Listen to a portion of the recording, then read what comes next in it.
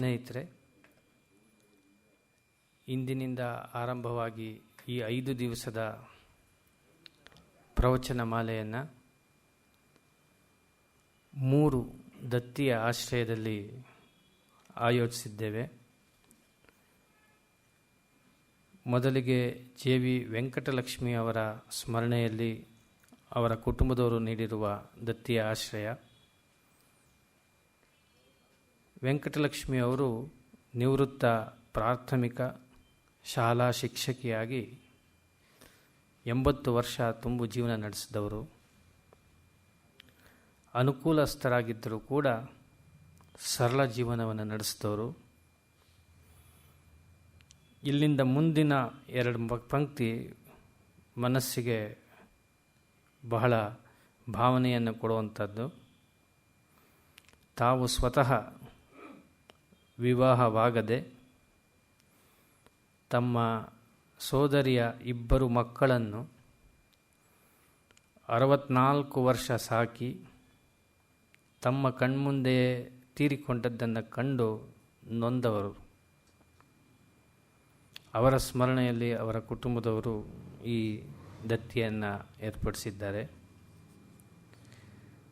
ಇನ್ನೊಂದು ಜಿ.ಎನ್. ಶಕುಂತಲಾ ದತ್ತಿ ಅಂತ ಅವರ ತಂದೆ ನಾಗರಾಜ್ ಅವರು ಅವರ ಮಗಳ ಹೆಸರಲ್ಲಿ ಈ ದತ್ತಿಯನ್ನು ಇಟ್ಟಿದ್ದಾರೆ. ಶಕುಂತಲಾ ಅವರು ಮಾಸ್ಟರ್ ಆಫ್ ಸೈನ್ಸ್ ಸ್ಟ್ಯಾಟಿಸ್ಟಿಕ್ಸಲ್ಲಿ ಪದವಿಯನ್ನು ಪಡೆದ ಮೇಲೆ ಕೊಂಚ ಕಾಲ ಇಸ್ರೋ ಕಂಟ್ರೋಲ್ ಸಿಸ್ಟಮ್ಸ್ನಲ್ಲಿ ಸೈಂಟಿಸ್ಟಾಗಿ ಕೆಲಸ ಮಾಡಿದರು. ನಂತರ ಒಂದು ಅಂತಾರಾಷ್ಟ್ರೀಯ ಕಂಪನಿಯಲ್ಲಿ ಸಾಫ್ಟ್ವೇರ್ ಆಗಿ ಎಂಜಿನಿಯರ್ ಆಗಿ ಕೆಲಸ ಮಾಡಿ ಅಮೇರಿಕಾಗೆ ಹೋದರು. ಅಲ್ಲಿ ತಮ್ಮ ಸೋದರನ ಹತ್ತಿರ ಈ ವಾಹನ ಚಾಲನೆ ತರಬೇತಿ ಪಡೆಯುವಾಗ ಒಂದು ಅಪಘಾತಕ್ಕೆ ಈಡಾಗಿ ಒಂದು ಸೇತುವೆಯಿಂದ ಕೆಳಕ್ಕೆ ಬಿದ್ದು ಜ್ಞಾನ ತಪ್ಪಿ ಸುಮಾರು 6-8 ತಿಂಗಳ ಕಾಲ ಸತತ ಚಿಕಿತ್ಸೆ ಫಲಕಾರಿಯಾಗದೆ ತಮ್ಮ ಬದುಕನ್ನು ಮುಗಿಸಿದರು. ಅವರ ಹೆಸರಿನಲ್ಲಿ ಜಿ.ಎನ್. ಶಕುಂತಲಾ ಚಾರಿಟಬಲ್ ಟ್ರಸ್ಟ್ ಅಂತ ಸ್ಥಾಪನೆ ಮಾಡಿ ಅವಶ್ಯ ಇರುವವರಿಗೆ, ಅನುಕೂಲ ರಹಿತರಿಗೆ ವಿದ್ಯಾಭ್ಯಾಸಕ್ಕಾಗಿ ಮತ್ತು ಅನೇಕ ಸೇವಾ ಚಟುವಟಿಕೆಗಳನ್ನು ಈ ದತ್ತಿಯ ಆಶ್ರಯದಲ್ಲಿ ಅವರು ನಡೆಸ್ಕೊಂಡು ಬಂದಿದ್ದಾರೆ. ಇನ್ನೊಂದು ಡಾಕ್ಟರ್ ಸುಂದರ್ರಾವ್ ಅವರ ನೆನಪಿನಲ್ಲಿ ಅವರ ಶ್ರೀಮತಿಯವರು ಮತ್ತು ಮಕ್ಕಳು ಈ ಸಂಸ್ಥೆಯಲ್ಲಿ ನೀಡಿರುವ ದತ್ತಿ. ಸುಂದರ್ರಾಯರ ಜೀವನ ಕೂಡ ಇಷ್ಟೇ ರೋಚಕವಾಗಿರುವಂಥದ್ದು. ಶೃಂಗೇರಿಯಲ್ಲಿ ಜನಿಸಿದರು. ಸಂಸ್ಕೃತ ಸಾಹಿತ್ಯ ಹಾಗೂ ಕಲೆಯಲ್ಲಿ ವಿಶೇಷ ಆಸಕ್ತಿ ಹೊಂದಿದ್ದ ಸುಂದರ್ರಾವ್ ಅವರು ಮೊದಲಿಗೆ ಪತ್ರಿಕೋದ್ಯಮಕ್ಕೆ ಪ್ರವೇಶ ಮಾಡಿದರು. ಪ್ರಜಾಮತ, ವೀರಕೇಸರಿ, ನವಜೀವನ ಪತ್ರಿಕೆಗಳಲ್ಲಿ ಸಕ್ರಿಯ ಪತ್ರಕರ್ತರಾಗಿ ಸೇವೆ ಸಲ್ಲಿಸಿ ಒಮ್ಮೆ ಕೇರಳ ಪ್ರವಾಸ ಕೈಗೊಂಡಾಗ ಹೋಮಿಯೋಪತಿ ಚಿಕಿತ್ಸೆಗೆ ತಮ್ಮನ್ನು ತಾವು ತೆತ್ತುಕೊಂಡರು. ಅದು ಒಂದು ರೀತಿಯಲ್ಲಿ ಅವರ ಬದುಕನ್ನೇ ಒಂದು ಹೊಸ ತಿರುವನ್ನು ಕೊಡ್ತು ಅಂತ ಹೇಳಬಹುದು. ಮಲ್ಲಾಡಿಹಳ್ಳಿ ರಾಘವೇಂದ್ರ ಸ್ವಾಮಿಗಳ ಹತ್ರ ಅತ್ಯಂತ ಆತ್ಮೀಯವಾದಂತಹ ಒಡನಾಟ ಇಟ್ಟುಕೊಂಡಿದ್ದರು. ಹಾಗೆಯೇ ಆರ್ಯ ಸಮಾಜದ ಧರ್ಮದೇವ್ ವಿದ್ಯಾವಾಚಸ್ಪತಿಯವರ ಆತ್ಮೀಯ ಮಿತ್ರರಾಗಿದ್ದರು. ಬಿಹಾರದ ದೀನಾಪುರ್ ಕಾಲೇಜ್ಗೆ ಹೋಗಿ ಹೋಮಿಯೋಪತಿಯಲ್ಲಿ ಪದವಿಯನ್ನು ಪಡೆದು ಬಂದರು. ಅವರು ಹೋಮಿಯೋಪತಿ ಚಿಕಿತ್ಸೆ ಕೊಡಲಿಕ್ಕೆ ಶುರು ಮಾಡಿದ ಮೇಲೆ ವೈದ್ಯೋ ನಾರಾಯಣೋ ಹರಿಹಿ ಅನ್ನೋ ಮಾತಿಗೆ ಹೆಚ್ಚು ಅರ್ಥ ಸಿಕ್ಕಿ ಎಲ್ಲರೂ ಕೂಡ ಅವರನ್ನು ಪವಾಡ ಪುರುಷ ಅಂತಲೇ ನೆನೆಸ್ಕೋತಾ ಇದ್ದರು. ಕೈಗುಣ ಅಷ್ಟು ಸೊಗಸಾಗಿತ್ತು. ಅನೇಕ ಹಿರಿಯರು ಅವರಿಂದ ಚಿಕಿತ್ಸೆ ಪಡೆದು ಧನ್ಯರಾಗಿದ್ದಾರೆ. ಉದಾಹರಣೆಗೆ KC. Reddy, BC. Pathak, GV. Iyer ಹೀಗೆ ಇನ್ನೂ ಇತರ ಗಣ್ಯರು ಅವರಿಂದ ಚಿಕಿತ್ಸೆ ಪಡೆದು ಧನ್ಯರಾಗಿ ಬಾಳಿದ್ದಾರೆ. 1940ರಲ್ಲಿ ಪ್ಲೇಗ್ ಬಂದಾಗ ಪ್ಲೇಗ್ ವೈದ್ಯರೆಂದೇ ಗುರುತಿಸಲ್ಪಟ್ಟವರು ಸುಂದರರಾವ್ ಅವರು. ಯಾರನ್ನೂ ಕೂಡ ಎಷ್ಟೇ ಹೊತ್ತು ಮೀರಿ ಬಂದರೂ ನಿನ್ನನ್ನು ನೋಡಲಿಕ್ಕಾಗೋದಿಲ್ಲಪ್ಪ ಅಂತ ಹೇಳಿ ವಾಪಸ್ ಕಳಿಸಿದ್ದ ಉದಾಹರಣೆ ಇಲ್ಲ. ವೈದ್ಯರಷ್ಟೇ ಅಲ್ಲ, ತೋಟಗಾರಿಕೆಯಲ್ಲಿ ಕೂಡ ಪ್ರಾವೀಣ್ಯತೆಯನ್ನು ಪಡೆದವರು, ಅನೇಕ ಔಷಧೀಯ ಗುಣವುಳ್ಳಂತಹ ಗಿಡಗಳನ್ನು ಬೆಳೆಸಿದವರು. ಇನ್ನು ಇದಕ್ಕೆ ಇಷ್ಟು ಸಾಲದು ಒಬ್ಬ ವ್ಯಕ್ತಿ ಜೀವನದಲ್ಲಿ ಸಾಧನೆ ಅನ್ನೋದಕ್ಕೆ ಅವರ ಶ್ರೀಮತಿಯವರ ಸಾಧನೆ ಕೂಡ ಅಷ್ಟೇ ರೋಚಕವಾಗಿದೆ. ಶ್ರೀಮತಿ ಸುಶೀಲಮ್ಮ ಸುಂದರರಾವ್ ಅವರು ನಮ್ಮೊಟ್ಟಿಗಿದ್ದಾರೆ, ಅನೇಕ ಕಾರ್ಯಕ್ರಮದಲ್ಲಿ ಭಾಗಿಯಾಗಿದ್ದಾರೆ, ಸಂಸ್ಥೆಯ ಅನೇಕ ಚಟುವಟಿಕೆಗಳಿಗೆ ಸಹಾಯ ಮಾಡಿದ್ದಾರೆ. ಶಿಕ್ಷಣ ಕ್ಷೇತ್ರದಲ್ಲಿ ಉದ್ಯೋಗವನ್ನು ಆರಂಭಿಸಿದವರು, ಬಹುಮುಖ ಪ್ರತಿಭೆಯನ್ನು ಉಳ್ಳವರು. ಜಯನಗರದ ಸ್ತ್ರೀ ಸಮಾಜ, ಕುಂಬಳಗೋಡಿನ ಹೋಬಳಿಗೇರು ಪಾಳ್ಯದಲ್ಲಿ ಜನಸೇವೆಯಲ್ಲಿರುವ ಸಂಧ್ಯಾ ಸಂಜೀವಿನಿ ಎಂಬ ಹಿರಿಯ ನಾಗರಿಕರ ನೆಲೆಮನೆ, ವಿದ್ಯಾವಿಕಾಸ ಕೇಂದ್ರ ಎಂಬ ಗ್ರಾಮಾಂತರ ಶಾಲೆ, ಡಾಕ್ಟರ್ ಸುಂದರರಾಯರು ಸ್ಥಾಪಿಸಿದ್ದಂತಹ ಔಷಧವನ, ಔಷಧ ತಯಾರಿಕಾ ಘಟಕ, ಸಿಟಿ ಮಾರ್ಕೆಟ್ನಲ್ಲಿರುವ ಕೃಪಾ ಹೋಮಿಯೋ ಚಿಕಿತ್ಸಾ ಕೇಂದ್ರ ಹಾಗೂ ಜಯನಗರದಲ್ಲಿರುವ ಚಿಕಿತ್ಸಾ ಕೇಂದ್ರ ಕೂಡ. ಇವೆಲ್ಲವನ್ನು ಆರಂಭಿಸಿದ್ದು ಮಾತ್ರ ಅಲ್ಲ, ಇವತ್ತಿಗೂ ಕೂಡ ಸೊಗಸಾಗಿ ನಡೆಸ್ಕೊಂಡು ಬರ್ತಿದ್ದಾರೆ. ನಿಮ್ಮೆಲ್ಲರ ಕೃತಜ್ಞತೆ ಸಲ್ಲಬೇಕು ಅವ್ರಿಗೆ. ಆರಂಭಿಸೋದು ಕಷ್ಟ, ನಡೆಸ್ಕೊಂಡು ಬರೋದು ಅದಕ್ಕಿಂತ 10 ಪಟ್ಟು ಕಷ್ಟ. ಡಾಕ್ಟರ್ ರಾಯರ ಸುಪುತ್ರರು ಕೃಪಾಶಂಕರ್ ಮತ್ತು ಅವರ ಸೊಸೆ ಸುಮಾ ಕೃಪಾಶಂಕರ್ ಇಬ್ಬರೂ ಕೂಡ ಚರ್ಮರೋಗ ತಜ್ಞರು. ಹೋಮಿಯೋಪತಿ ಚಿಕಿತ್ಸೆಯಲ್ಲಿ ಅಪಾರ ಆಸಕ್ತಿ ಮತ್ತು ಪರಿಶ್ರಮ ಪಡೆದಿದ್ದಾರೆ. ಮಗಳು ಶ್ರೀಮತಿ ಜಯಮಂಗಲ ಹಾಗೂ ಅಳಿಯ ಶ್ರೀ ಶಶಾಂಕ್ ಆಸ್ಟ್ರೇಲಿಯಾದ ಸಿಡ್ನಿಯಲ್ಲಿದ್ದು ಕನ್ನಡದ ಸೇವೆಯನ್ನು ಮಾಡ್ತಿದ್ದಾರೆ. ಇಡೀ ಕುಟುಂಬವೇ ಒಂದು ರೀತಿಯಲ್ಲಿ ಮಾದರಿಯಾಗಿ ನಮ್ಮ ಕಣ್ಮುಂದೆ ನಿಂತಿದೆ. ಇಂತಹ ಅತ್ಯಂತ ಸುಸಂಸ್ಕೃತ ಮನೆತನದ ದತ್ತಿ ಈ ಸಂಸ್ಥೆಗೆ ನೀಡಿರುವುದು ತುಂಬ ಸಂತೋಷದ ವಿಷಯ.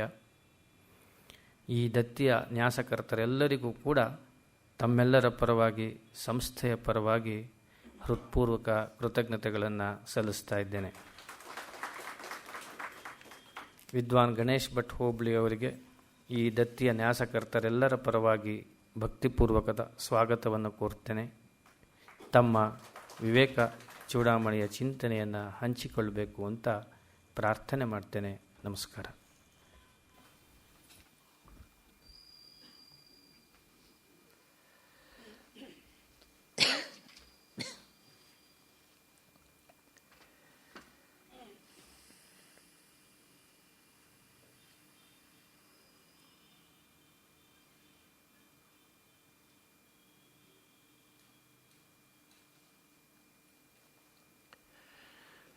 ಯೋಂತಃ ಪ್ರವಿಶ್ಯ ಮಮ ವಾಚಮಿಮಾಂ ಪ್ರಸುಪ್ತಾಂ ಸಂಜೀವಯತ್ಯಖಿಲಶಕ್ತಿಧರಸ್ವಧಾಮ್ನ ಅನ್ಯಾಶ್ಚ ಹಸ್ತಚರಣಶ್ರವಣತ್ವಗಾದೀನ್ ಪ್ರಾಣಾನ್ನಮೋ ಭಗವತೆ ಪುರುಷಾಯ ತುಭ್ಯಂ.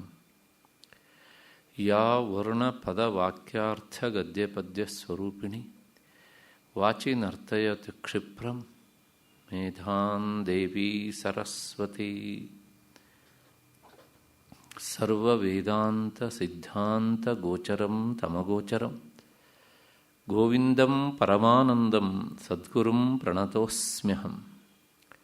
ಶ್ರುತಿಸ್ಮೃತಿಪುರಾಣಾನಾಂ ಆಲಯಂ ಕರುಣಾಲಯಂ ನಮಾಮಿ ಭಗವತ್ಪಾದಂ ಶಂಕರಂ ಲೋಕಶಂಕರಂ. ನಮಸ್ತಸ್ಮೈ ಭಗವತೆ ಶಂಕರಾಚಾರ್ಯರೂಪಿಣೆ ಯೇನ ವೇದಾಂತ ವಿದ್ಯೇಯಂ ಉದ್ಧೃತಾ ವೇದಸಾಗರಾತ್. ಸದಾತ್ಮಧ್ಯಾನನಿರತಂ ವಿಷಯೇಭ್ಯ ಪರಾಂಗುಖಂ ನೌಮಿ ಶಾಸ್ತ್ರೇಷು ನಿಷ್ಣಾತಂ ಚಂದ್ರಶೇಖರ ಭಾರತೀಂ.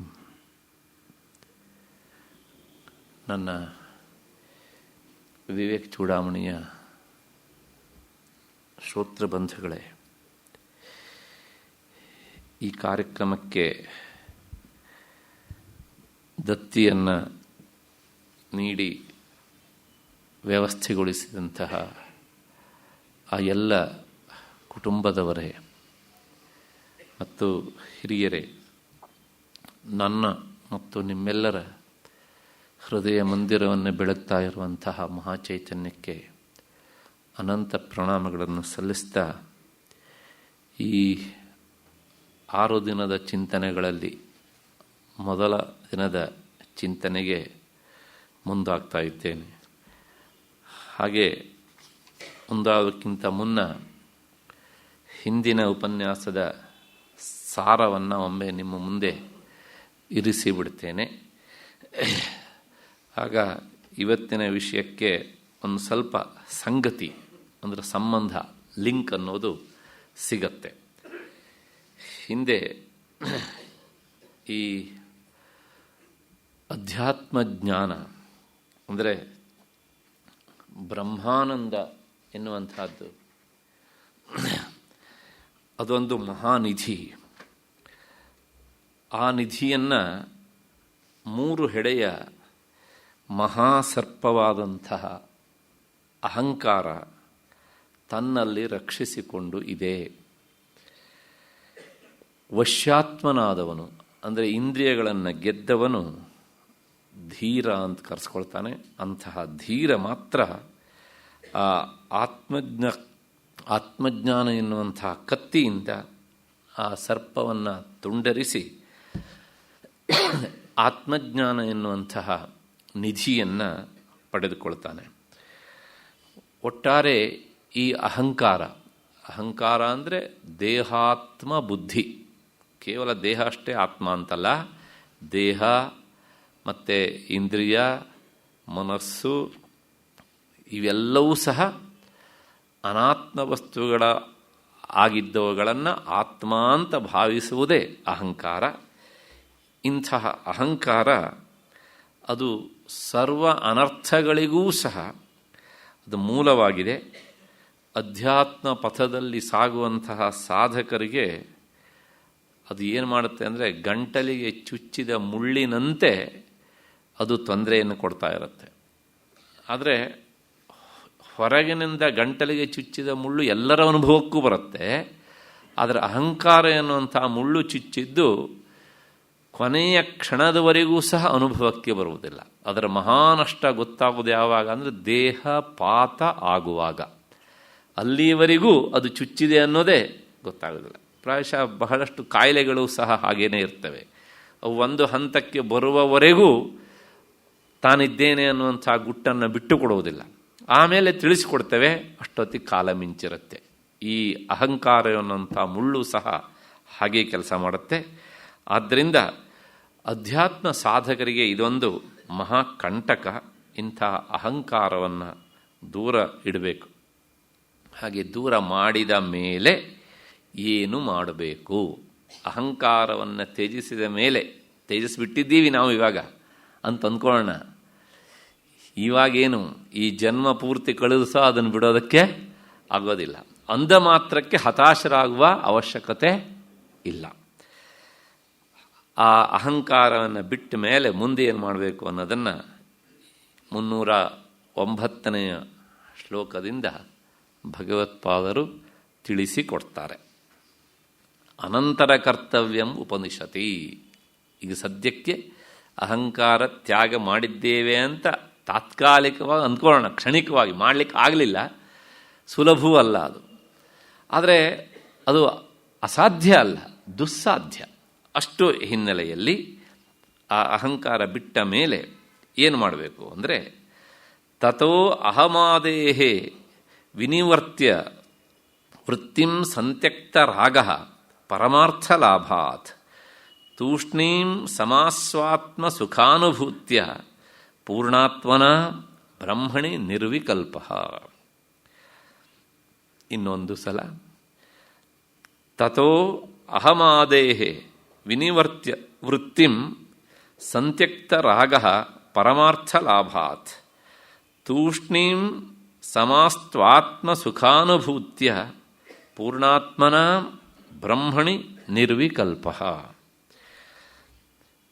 ಆಮೇಲೆ ಅಂದರೆ ಅಹಂಕಾರವನ್ನು ತ್ಯಾಗ ಮಾಡಿದ ಮೇಲೆ ಅಂತ. ಅಹಂಕಾರ ತ್ಯಾಗ ಮಾಡಿದ ಮೇಲೂ ಸಹ ಆ ಅಹಂಕಾರದ ವೃತ್ತಿಗಳು ಹಾಗೇನೇ ಇರ್ತವಂತೆ, ಅದರ ಬಾಲಗಳು ಅಂತ ಹೇಳೋಣ ಬೇಕಿದ್ರೆ. ಆ ವೃತ್ತಿಯನ್ನು ತೊಲಗಿಸಿಕೊಂಡು ಪರಮಾರ್ಥ ಪ್ರಾಪ್ತಿಯಿಂದ ಎಲ್ಲ ಥರದ ಅಭಿಲಾಷೆಗಳನ್ನು ಅಂದರೆ ಕಾಮನೆಗಳನ್ನು ಸಹ ಬಿಟ್ಟವನಾಗಿ ಆತ್ಮಸುಖಾನುಭವದಿಂದ ಸಂಶಯ ವಿಪರ್ಯಯ ಮೊದಲಾದಂತಹ ವಿಕಲ್ಪಗಳನ್ನು ತೊಲಗಿಸಿಕೊಂಡು ಪೂರ್ಣಸ್ವರೂಪದಿಂದ ಬ್ರಹ್ಮದಲ್ಲಿ ಸುಮ್ಮನೆ ಇದ್ದು ಬಿಡು ಅಂತ ಗುರುಗಳು ಶಿಷ್ಯನಿಗೆ ಉಪದೇಶ ಮಾಡ್ತಿದ್ದಾರೆ. ಇದನ್ನು ಹೇಳ್ತಾ ಇರುವಂಥ ಗುರುಗಳು ಬ್ರಹ್ಮಜ್ಞಾನಿಗಳು, ಕೇಳ್ತಾ ಇರುವಂಥ ಶಿಷ್ಯ ಉತ್ಕಟವಾದಂಥ ಸಾಧನೆ ಮಾಡಬೇಕು ಅಂತ ಬಯಸಿದವನು. ಆದರೆ ಇಲ್ಲಿ ಹಾಗಲ್ಲ. ಈ ಎಚ್ಚರಿಕೆ ನಮಗಿರಬೇಕು. ಇಷ್ಟು ಹಿನ್ನೆಲೆಯಲ್ಲಿ ಈ ಶ್ಲೋಕದ ವಿವರಣೆಯನ್ನು ಸ್ವಲ್ಪ ನೋಡೋಣ. ಅಹಮಾದೇಹಿ ವಿನಿವೃತ್ಯ ವೃತ್ತಿಂ. ಈ ಅಹಂಕಾರ, ನಾನು ಹಿಂದೆ ಹೇಳಿದ್ದೆ ಅಹಂಕಾರ ಅಂದರೆ ಏನು ಅಂದರೆ, ಆದರೂ ಒಮ್ಮೆ ವಿವರಿಸಿಬಿಡ್ತೀನಿ, ಯಾಕೆಂದರೆ ಇದು ಪದೇ ಪದೇ ಬರ್ತಾ ಇರುತ್ತೆ ಈ ಮಾತು, ಮತ್ತು ಅಷ್ಟೇ ಬೇಗ ಮರೆತು ಹೋಗುತ್ತೆ ಅಂತ. ದೇಹ, ಮನಸ್ಸು, 10 ಇಂದ್ರಿಯಗಳು, ಇವುಗಳು ಆತ್ಮ ಅಲ್ಲ. ಹಾಗಾಗಿ ಇವುಗಳನ್ನು ಅನಾತ್ಮ ಅಂತ ಕರೀತಾರೆ. ಅನಾತ್ಮವಾದ ಈ ದೇಹ ಇಂದ್ರಿಯಾದಿಗಳನ್ನೇ ಆತ್ಮ ಅಂತ ತಿಳಿದುಕೊಳ್ಳುವುದು ಅದು ಅಹಂಕಾರ. ಶಾಸ್ತ್ರದ ಪರಿಭಾಷೆಯಲ್ಲಿ ಇದನ್ನು ಹೀಗೂ ಹೇಳಬಹುದು, ಅಜ್ಞಾನದ ಮೊದಲ ಅಂಕುರವೇ ಅಹಂಕಾರ ಅಂತ. ಹೀಗೆ ಇಂತಹ ಈ ಅಹಂಕಾರವನ್ನು, ಅದೇ ತಾದಾತ್ಮ್ಯ ಭ್ರಾಂತಿಯನ್ನು, ಅದನ್ನು ನಿವಾರಣೆ ಮಾಡಿಕೊಂಡು ಮನಸ್ಸನ್ನು ತಿರುಗಿಸಬೇಕಂತೆ ಹೊರಪ್ರಪಂಚದಿಂದ. ಅಂದರೆ ಕೇವಲ ಈ ಪ್ರಪಂಚ ಅಷ್ಟೇ ಅಲ್ಲ, ಈ ದೇಹವೂ ಸಹ ಹೊರಪ್ರಪಂಚವೇ, ಇಂದ್ರಿಯವೂ ಹೊರಪ್ರಪಂಚವೇ, ಮತ್ತು ಮನಸ್ಸೂ ಸಹ ಹೊರಪ್ರಪಂಚವೇ. ಇದೆಲ್ಲಕ್ಕಿಂತಲೂ ಸಹ ಒಳಗಿರುವಂತಹ ಆತ್ಮನತ್ತ ಮುಖ ಮಾಡಬೇಕು. ಮನಸ್ಸನ್ನು ಹಾಗೆ ತಿರುಗಿಸಿಕೊಳ್ಳಬೇಕು. ಹಾಗೆ ತಿರುಗಿಸಿ ಸಾಧನೆ ಮಾಡ್ತಾ ಮಾಡ್ತಾ ಹೋದಾಗ ಒಳಗಡೆಯಿಂದ ಅದು ಎಷ್ಟೋ ದಿವಸ ಕಳೆದಾಗ ತನ್ನ ನಿಜಸ್ವರೂಪ ಇದು ಎನ್ನುವಂತಹ ಅರಿವು ಬಂದಾಗ ಪರಮಾರ್ಥ ಲಾಭಾತ್ ಅಂತ ಶಬ್ದ ಉಂಟು ಅಲ್ಲಿ. ಆಗ ಏನಾಗುತ್ತೆ ಅಂದರೆ ಕೇಳಿದರೆ ಹೊರಗಡೆಯ ಆಸೆಗಳೆಲ್ಲ ಕಡಿಮೆ ಆಗ್ತಾ ಬಂದುಬಿಡ್ತಾವಂತೆ. ಯಾವಾಗಲೂ ಅಷ್ಟೇ, ಚಿಕ್ಕ ಮಕ್ಕಳು ಮನೆಯಲ್ಲಿ ಏನೇನೋ ಚೇಷ್ಟೆ ಮಾಡ್ತಾ ಇರ್ತವೆ. ನೀನು ಅದನ್ನು ಮಾಡಬೇಡ ಇದನ್ನು ಮಾಡಬೇಡ ಅಂತ ಹೇಳಿದರೆ ಅವು ಚೇಷ್ಟೆಯನ್ನು ನಿಲ್ಲಿಸೋದಿಲ್ಲ. ಆ ಮಗುವಿಗೆ ಅತ್ಯಂತ ಇಷ್ಟವಾದಂಥ ಒಂದು ಅಮೂಲ್ಯವಾದ ವಸ್ತುವನ್ನು ಕೊಟ್ಟುಬಿಡಿ, ಅದು ಆ ವಸ್ತುವಿನ ಜೊತೆಗೆ ಆಟ ಆಡೋದಕ್ಕೆ ಪ್ರಾರಂಭ ಮಾಡುತ್ತೆ. ಹಾಗೆ ಪ್ರಾರಂಭ ಮಾಡಿ ಆದಮೇಲೆ ನೀನು ಅದನ್ನು ಮುಟ್ಟಬೇಡ ಇದನ್ನು ಮುಟ್ಟಬೇಡ ಅಂತ ಹೇಳೋ ಅವಶ್ಯಕತೆ ಇಲ್ಲ. ಮಕ್ಕಳಿಗೇನು, ನಮಗೂ ಹಾಗೇನೆ. ನಮಗೆ ಅತ್ಯಂತ ಇಷ್ಟವಾದದ್ದು ಸಿಕ್ಕಾಗ ಬೇರೆ ಎಲ್ಲ ವ್ಯಾಪಾರಗಳಿಂದ ನಾವು ವಿಮುಖರಾಗಿ ಬಿಡ್ತೇವೆ. ವ್ಯಾಪಾರ ಅಂದರೆ ಚಟುವಟಿಕೆಗಳಿಂದ ಅಂತ ನಾವು ವಿಮುಖರಾಗಿ ಏನು ಮಾಡಿದ್ರೆ ಅದರೊಳಗೆ ತೊಡಗಿಕೊಂಡಿರ್ತೇವೆ. ಒಬ್ಬ ಅತ್ಯಂತ ಓದು ಇಷ್ಟನಾದವನಿಗೆ ಪುಸ್ತಕ ಸಿಕ್ಕಿದರೆ ಅವನು ಅದನ್ನು ಬಿಟ್ಟು ಬೇರೆ ಇನ್ನೇನೂ ಕೆಲಸ ಮಾಡೋದಿಲ್ಲ. ತುಂಬ ಸಂಗೀತದಲ್ಲಿ ಆಸಕ್ತಿ ಇದ್ದವನಿಗೆ ಒಂದು ಸಂಗೀತದ ಸಿಡಿಯೋ ಕ್ಯಾಸೆಟ್ಟೋ ಸಿಕ್ಕಿದರೆ ಅವನು ಅದರಲ್ಲಿ ತಲ್ಲೀನಾಗ್ತಾನೆ, ಬೇರೆ ವ್ಯಾಪಾರದಿಂದ ದೂರ ಸರಿತಾನೆ. ಹಾಗೆ ಇನ್ನೊಬ್ಬ ಸಸ್ಯಶಾಸ್ತ್ರದಲ್ಲಿ ಆಸಕ್ತಿ ಇರುವವನಿಗೆ ಯಾವನೊಬ್ಬರು ತೋಟಕ್ಕೆ ಕರ್ಕೊಂಡು ಹೋದ್ರೆ ಅವನು ತನ್ನ ಕುಟುಂಬ ಪರಿವಾರ ಎಲ್ಲವನ್ನೂ ಮರೆತು ಬಿಡ್ತಾನೆ, ಅಲ್ಲೇ ತೊಡಗಿಕೊಂಡಿರ್ತಾನೆ. ಒಬ್ಬ ರೈತ ನೇಗಿಲನ್ನು ಹಿಡಿದು ಉಳಬೇಕಿದ್ರೆ ಅವನಿಗೆ ಇಷ್ಟವಾದ ಕೆಲಸ ಆದ್ದರಿಂದ ಜಗತ್ತನ್ನೇ ಮರಿತಾನೆ, ಭೂಮಿ ತಾಯಿ ಸೇವೆ ಮಾಡ್ತಾನೆ. ಇದು ಲೋಕದಲ್ಲಿ ನಾವು ಎಲ್ಲ ಕಡೆಯೂ ಕಾಣ್ತೇವೆ. ತನಗೆ ಇಷ್ಟವಾದದ್ದು ಸಿಗುವವರೆಗೆ ಎಲ್ಲವನ್ನೂ ಮಾಡ್ತಾ ಇರ್ತಾನೆ. ಆ ಇಷ್ಟವಾದದ್ದು ಸಿಕ್ಕಾಗ ಮಿಕ್ಕೆಲ್ಲವನ್ನೂ ಸಹ ಬಿಡ್ತಾನೆ. ಅಷ್ಟೋ ಹಿನ್ನೆಲೆಯಲ್ಲಿ ಬಹಿಃ ಸಂತ್ಯಕ್ತರಾಗ ವಿಷಯ ವಿಮುಖ ಇತಿ ಯಾವತ್ತು. ಹೊರಗಡೆಯಿಂದ ಇಂದ್ರಿಯಗಳು ಯಾವ ಸುಖಗಳನ್ನು ಬಯಸ್ತವೋ ಆ ಎಲ್ಲ ಸುಖಗಳು ನನಗೇನು ಬೇಕಾಗಿಲ್ಲ ಅಂತ ತೀರ್ಮಾನ ಮಾಡ್ತಾನಂತೆ. ಯಾಕೆ ಅಂದರೆ ಇಂದ್ರಿಯಗಳಿಂದ ಪಡೆಯುವುದು ಸುಖವೇ, ತನ್ನ ಒಳಗಿಂದ ಪಡೆಯುವುದು ಸುಖವೇ. ಆದರೆ ಇಂದ್ರಿಯಗಳಿಂದ ಬರುವ ಸುಖ ತನ್ನ ಒಳಗಿನ ಆತ್ಮಸ್ವರೂಪದ ಅದು ರಿಫ್ಲೆಕ್ಷನ್ ಒಂದು. ಎರಡನೇದು, ಇಂದ್ರಿಯಗಳಿಂದ ಬರುವ ಸುಖ ಅದು ಕ್ಷಣಿಕ, ಅದು ತಾತ್ಕಾಲಿಕ. ತನ್ನ ಒಳಗಿನಿಂದ ಸಿಗುವಂಥ ಸುಖ ಅದು ಶಾಶ್ವತ. ಹಾಗಾಗಿ ಈ ಕ್ಷಣಿಕ ಮತ್ತು ಶಾಶ್ವತ ಎರಡನ್ನೂ ಮುಂದೆ ಇರಿಸಿಕೊಂಡಾಗ ಮನುಷ್ಯ ಯಾವುದನ್ನು ಆಯ್ಕೆ ಮಾಡಿಕೊಳ್ತಾನೆ?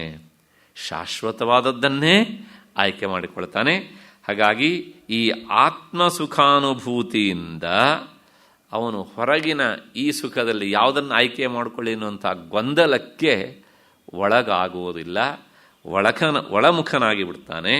ಪೂರ್ಣಾತ್ಮನ ಬ್ರಹ್ಮಣಿ ತೂಷ್ಣೀಂ ಸಮಾಸ್ವ.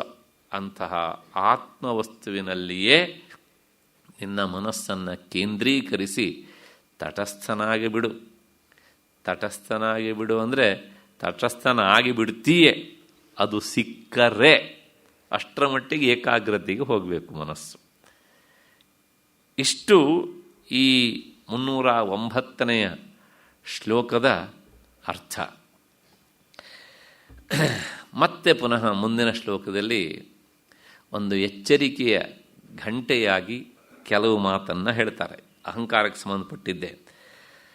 ಮತ್ತೆ ಮತ್ತೆ ಯಾಕೆ ಈ ಅಹಂಕಾರದ ವಿಷಯವನ್ನೇ ಹೇಳ್ತಾರೆ ಅಂತ ಶಿಷ್ಯನಿಗೆ ಸಂಶಯ. ಅದಕ್ಕೆ ಭಗವತ್ಪಾದ ಹೇಳ್ತಾರೆ, ಅದನ್ನು ಕಳೆದುಕೊಳ್ಳುವುದು ಅಷ್ಟು ಸುಲಭ ಅಲ್ಲ. ಯಾಕೆಂದರೆ ಅದು ಒಂದು ಜನ್ಮದ್ದಲ್ಲ, ಜನ್ಮಾಂತರದಿಂದ ನಾವು ಅದನ್ನು ಕಟ್ಟಿಕೊಂಡು ಬಂದಿದ್ದೇವೆ. ಹಾಗೆ ಎಷ್ಟೋ ಜನ್ಮಗಳಿಂದ ಕಟ್ಟಿಕೊಂಡು ಬಂದದ್ದನ್ನು ಈ ಜನ್ಮದ ಕೆಲವು ತಾಸಿನ ಅಥವಾ ಕೆಲವು ದಿವಸದ ಸಾಧನೆಯಿಂದ ಅದನ್ನು ಕಳೆದುಕೊಳ್ಳೋದಕ್ಕೆ ಆಗುವುದಿಲ್ಲ. ಅದಕ್ಕೋಸ್ಕರ ಆ ಸಾಧಕನಿಗೆ ಭೂಮಿ ದೃಢವಾಗಲಿ ಅಂಥೇಳಿ ಮತ್ತೆ ಮತ್ತೆ ಆ ವಿಷಯವನ್ನು ಹೇಳ್ತಾರೆ. ಸಮೂಲಕೃತ್ತೋಪಿ ಮಹಾನಹಂ ಪುನಃ ವಿಲ್ಲೇಖಿತ ಸ್ಯಾದ್ಯದಿ ಚೇತಸಾ ಕ್ಷಣಂ ಸಂಜೀವ ವಿಕ್ಷೇಪ ಶತಂಕರೋತಿ ನಭಸ್ವತ ಪ್ರಾವೃಷಿ ವಾರಿದೋ ಯಥ. ಇನ್ನೊಂದು ಸಲ, ಸಮೂಲಕೃತ್ತೋಪಿ ಮಹಾನಹಂ ಪುನಃ ವಿಲ್ಲೇಖಿತ ಸ್ಯಾತ್ ಯದಿ ಚೇತಸಾ ಕ್ಷಣಂ ಸಂಜೀವ ವಿಕ್ಷೇಪ ಶತಂಕರೋತಿ ನಭಸ್ವತ ಪ್ರಾವೃಷಿ ವಾರಿದೋ ಯಥ.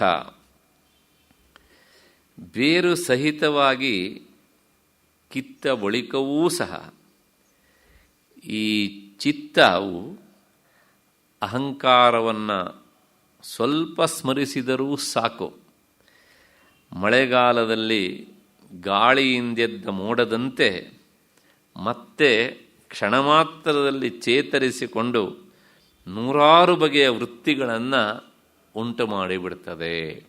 ಯಾವುದು? ಮನಸ್ಸು. ಇದಿಷ್ಟು ಈ ಶ್ಲೋಕದ ಅರ್ಥ. ಅಲ್ಲೊಂದು ಶಬ್ದ ಉಂಟು ನೋಡಿ, ಮಹಾನ್ ಅಂತ, ಮೊದಲನೇ ಸಾಲಿನಲ್ಲಿ. ಮಹಾನ್ ಅನ್ನೋದಕ್ಕೆ ಅರ್ಥ ಏನು ಅಂದರೆ ಅದು ಅನಾದಿ. ಈ ಅಹಂಕಾರ ಅನ್ನೋದು ಯಾವತ್ತಿನಿಂದ ನಮಗೆ ಬಂದು ಅಡರಿಕೊಂಡಿತು ಅಂತ ಕೇಳಿದರೆ ಅದಕ್ಕೊಂದು ಡೇಟು ವಾರ ಏನು ಹೇಳೋದಕ್ಕಾಗೋದಿಲ್ಲ. ಅದು ಅನಾದಿ ಅಂತ. ಹಾಗಾಗಿ ಅದಕ್ಕೊಂದು ವಿಶೇಷಣ ಮಹಾನ್ ಅಂತ. ದೊಡ್ಡ ಮನುಷ್ಯನಪ್ಪ ನೀನು ಹೀಗೆ ಅಂಥೇಳಿ. ಹಾಗಾಗಿ ಈ ಅನಾದಿ ಕಾಲದಿಂದಲೂ ಸಹ ಬಂದಂಥ ಅಹಂಕಾರ ಅದು ಹೇಗೆ ಇರುತ್ತೆ ಕೇಳಿದರೆ ಶಾಖೋಪಶಾಖೆಯಾಗಿ ಬೆಳೆದಿರುತ್ತಂತೆ. ನಾವು ಮಾಡುವ ಪ್ರತಿಯೊಂದು ಕ್ರಿಯೆ ಹಿಂದೂ ಸಹ ಆ ಅಹಂಕಾರದ ಒಂದು ಅಂಶ ಇದ್ದೇ ಇರುತ್ತೆ. ನಾನು ಎಷ್ಟೇ ಅಹಂಕಾರ ಬಿಟ್ಟಿದ್ದೇನೆ ಅಂತ ಹೇಳ್ಕೊಂಡ್ರೂ ಸಹ ಆ ಬಿಟ್ಟಿದ್ದೇನೆ ಅಂತ ಪದೇ ಪದೇ ಹೇಳ್ಕೊಂಡ್ರಲ್ಲೇ ಗೊತ್ತಾಗುತ್ತೆ ಅವನು ಬಿಡಲಿಲ್ಲ ಅಂತ. ಹಾಗಾಗಿ ಈ ಉಪಶಾಖೆಗಳಾಗಿ ಬೆಳೆದಂತಹ ಅಹಂಕಾರ ಉಂಟಲ್ಲ, ಸಮೂಲ ಕೃತ್ಯೋಪಿ, ಅದು ಸಂಪೂರ್ಣವಾಗಿ ನೀವು ಕತ್ತರಿಸಿ ಹಾಕಿದ್ರೂ ಸಹ ಅದು ಹೋಗೋದಿಲ್ಲ. ಯಾಕೆಂದರೆ ಅಜ್ಞಾನದ ಜೊತೆಗೆ ಅದು ಹಾಗೇ ಅದು ಮತ್ತೆ ಪುನಃ ಉಳಿದುಕೊಂಡಿರುತ್ತೆ, ಬದುಕಿಕೊಂಡೇ ಇರುತ್ತೆ. ಅದಕ್ಕೊಂದು ದೃಷ್ಟಾಂತವನ್ನು ಕೊಡ್ತಾರೆ. ಹೇಗೆ ಅಂದರೆ, ವಿಲ್ಲೇಖಿತ ಪ್ರಬುದ್ಧೇನ ಪುರುಷೇಣ ಭೀಕರ ಸ್ವಪ್ನ ಇವ ಸ್ಮೃತಃ. ರಾತ್ರಿ ಮನಗಿದಾಗ ಒಂದು ಕನಸು ಕಾಣುತ್ತೆ, ಭೀಕರವಾದ ಕನಸು. ಅದಾದಮೇಲೆ ನಾವು ನಿದ್ದೆ ಮಾಡಿಬಿಡ್ತೇವೆ. ಬೆಳಗಾತ ಎದ್ದು ನನಗೆ ಎಷ್ಟೊಂದು ಭಯಾನಕವಾದ ಕನಸು ಬಿದ್ದಿತ್ತು ಅಲ್ವಾ ಅಂತ ಆ ಕನಸನ್ನು ನೆನಪಿಸಿಕೊಂಡ್ರೂ ಹೇಗೆ ಭಯ ಆಗತ್ತೋ, ಹಾಗೆಯೇ ಈ ಅಹಂಕಾರ ಎನ್ನುವಂಥದ್ದನ್ನು ನಾವು ಎಷ್ಟೇ ಬಿಟ್ಟೆ ಅಂತ ಅಂದ್ಕೊಂಡ್ರೂ ಸಹ ಅಷ್ಟು ಬೇಗ ಅದು ಮತ್ತೆ ಪುನಃ ಚಿಗುರು ಹೊಡೆದು ಬಿಡುತ್ತಂತೆ ಅಂತ. ಆ ಸ್ವಪ್ನ ಹೇಗೆ ನಮ್ಮನ್ನು ಭಯಗೊಳಿಸುತ್ತೋ, ಈ ಅಹಂಕಾರವೂ ಸಹ ಸಾಮಾನ್ಯ ಸಂಸಾರಿಗಳಿಗೆ ಅದೇನೂ ಗೊತ್ತಾಗೋದಿಲ್ಲ. ಯಾರಿಗೆ ಗೊತ್ತಾಗುತ್ತೆ? ಯಾವನ ಮನುಷ್ಯ ಸಾಧನೆ ಮಾಡ್ತಾ ಮಾಡ್ತಾ ಸೂಕ್ಷ್ಮವಾಗಿರುತ್ತೋ ಅಂತಹ ಸೂಕ್ಷ್ಮ ಮನಸ್ಸಿನ ಸಾಧಕನಿಗೆ ಗೊತ್ತಾಗುತ್ತೆ ಈ ಅಹಂಕಾರ ನನ್ನನ್ನು ಹೇಗೆ ಆಟ ಆಡಿಸ್ತಾ ಇದೆ ಅಂತ. ಹಾಗೆ ಬೇರೆಯವರಿಗೆ ಯಾಕೆ ಗೊತ್ತಾಗೋದಿಲ್ಲ ಅಂದರೆ, ನಾನು ಬಹಳ ಹಿಂದೆ ಒಂದು ಉದಾಹರಣೆ ಕೊಟ್ಟಿದ್ದೆ. ಈಗ ಗ್ಯಾರೇಜಲ್ಲಿ ಇರ್ತಾರಲ್ಲ ಕೆಲಸ ಮಾಡೋರು, ಅವರು ಬಟ್ಟೆ ಮೇಲೆ ಯಾವುದಾದ್ರು ಹೊರಗಿನ ಕಲೆ ಆದರೆ ಅದು ಗೊತ್ತಾಗತ್ತಾ? ಅಲ್ಲ, ಯಾಕೆ ಹೇಳಿ? ಅದು ಸಾಕಷ್ಟು ಕೊಳೆ ಆಗಿಬಿಟ್ಟಿದೆ ಅದು.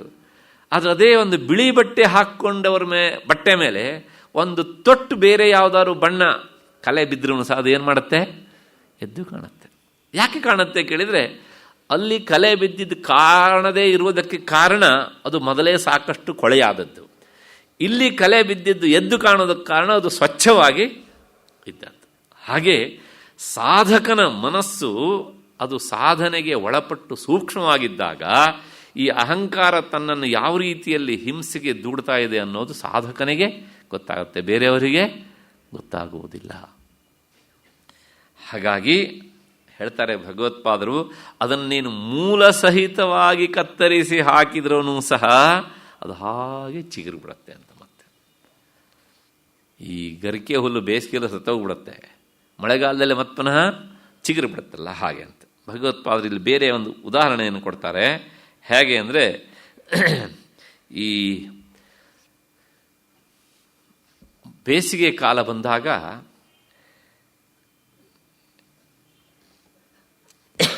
ಮೋಡಗಳೆಲ್ಲ ನೀರನ್ನು ಸುರಿಸಿ ಸುರಿಸಿ ಸುರಿಸಿ ಶರತ್ಕಾಲದೊಳಗೆ ಏನಾಗುತ್ತೆ, ಅವು ಖಾಲಿ ಆಗಿಬಿಡ್ತವೆ. ಬರೇ ಅರಳೆ ಅಂದರೆ ಹತ್ತಿ ಥರ ಇರ್ತವೆ ಅವು ಹೀಗೆ ಅಂತ. ಆದರೆ ಅದೇ ಮೋಡಗಳು ಕೊನೆಗೆ ಮೇ ಜೂನ್ ತಿಂಗಳಷ್ಟೊತ್ತಿಗೆ ನೀರನ್ನು ತುಂಬಿಕೊಂಡು ಚಿಗುರ್ಕೊಂಡು ಏನು ಮಾಡ್ತವೆ? ಮತ್ತು ಪುನಃ ಮಳೆಯನ್ನು ಸುರಿಸ್ತವೆ. ಹಾಗೆಯೇ ಈ ಅಹಂಕಾರ ಅದು ಅಷ್ಟೋ ಇಷ್ಟೋ ಕಡಿಮೆ ಆದ ಹಾಗೆ ಅನಿಸುತ್ತೆ ತೀವ್ರವಾದ ಸಾಧನೆಗೆ ನಮ್ಮನ್ನು ಒಡ್ಡಿಕೊಂಡಾಗ. ಅದು ಎಲ್ಲೋ ಒಂದು ಸ್ವಲ್ಪ ಕಡಿಮೆ ಆದ್ರೂ ಸಹ ಏನು ಮಾಡುತ್ತೆ ಕೇಳಿದರೆ, ಮತ್ತೆ ಬೇಸಿಗೆಯ ಕೊನೆಯ ಮೋಡದ ಹಾಗೆ ಮತ್ತು ಪುನಃ ಆ ನೀರು ತುಂಬಿಕೊಂಡು ಮೋಡ ಮಳೆಯನ್ನು ಸುರಿಸುವ ಹಾಗೆ ಅನರ್ಥ ಪರಂಪರೆ ಎನ್ನುವಂಥ ನೀರನ್ನು ಸುರಿಸ್ತಾ ಇರುತ್ತೆ. ಹಾಗಾಗಿ ಈ ಅಹಂಕಾರ ಎನ್ನುವುದು ನಾವು ನಂಬಿಕೊಂಡಷ್ಟು ಸುಲಭವಾಗಿ ನಮ್ಮ ಹದ್ದುಬಸ್ತಿಗೆ ಬರುವುದಿಲ್ಲ. ಮತ್ತೆ ಮತ್ತೆ ನಮ್ಮನ್ನು ಏನು ಮಾಡುತ್ತೆ ಕೇಳಿದರೆ, ನಂಬಿಸತ್ತೆ ಹಳ್ಳಕ್ಕೆ ತಳ್ಳುತ್ತೆ, ನಂಬಿಸತ್ತೆ ಹಳ್ಳಕ್ಕೆ ತಳ್ತಾ ಇರುತ್ತೆ. ಹಾಗಾಗಿ ಅದನ್ನು ಗೆಲ್ಲುವುದು ಬಹಳ ಕಷ್ಟ. ಈ ಬೇಸಿಗೆಯಲ್ಲಿ ಗಾಳಿ ಮೋಡವನ್ನು ತಳ್ಳುತ್ತಲ್ಲ, ಹಾಗೆ ತಳ್ತಾ ತಳ್ತಾ ಬಂದಾಗ ಎಲ್ಲೋ ಇದ್ದಂಥ ಮೋಡ ಏನು ಮಾಡುತ್ತೆ ಕೇಳಿದರೆ ಇನ್ನೆಲ್ಲೋ ಬಂದ್ಬಿಟ್ಟು ಮಳೆಯನ್ನು ಸುರಿಸುತ್ತೆ. ಹಾಗೆ ನಮ್ಮ ಅಹಂಕಾರ ಜಾಗೃತ ಆಗೋದಕ್ಕೆ ಯಾವುದೋ ಒಂದು ಬಲವಾದ ಕಾರಣವೇ ಬೇಕು ಅಂತಿಲ್ಲ. ಒಂದು ಸಣ್ಣ ಆಸೆ ಎನ್ನುವ ಗಾಳಿ ಬೀಸಿದರೂ ಸಾಕು, ಅಹಂಕಾರ ಜಾಗೃತ ಆಗಿ ಬಿಡುತ್ತೆ. ಈ ಅರ್ಥವನ್ನು ಡಿ ವಿ ಜಿಯವರು ಇದಕ್ಕೆ ಪೂರಕವಾಗಿ ಹೇಳಿದ ಹಾಗೆ ಒಂದು ಮಾತನ್ನು ಹೇಳಿದ್ದನ್ನು ಹೇಳಿಬಿಡ್ತೇನೆ. ಸತ್ತವೆನ್ನಾಸೆಗಳು ಗೆದ್ದೆನಿಂದ್ರಿಯ ಗಣವ, ಚಿತ್ತವಿನ್ನೂ ಅಲುಗದೆಂಬ ಜಂಬ ಬೇಡ, ಸತ್ತವೆನ್ನಾಸೆಗಳು ಗೆದ್ದೆನು ಇಂದ್ರಿಯ ಗಣವ, ಚಿತ್ತವಿನ್ನೂ ಅಲುಗದೆಂಬ ಆ ಜಂಬ ಬೇಡ, ಎತ್ತಣಿಂದಲೋ ಗಾಳಿ ಮೋಹ ಬೀಜವ ತಂದು ಬಿತ್ತಲಾರದೆ ಮನದೆ ಮಂಕುತಿಮ್ಮ.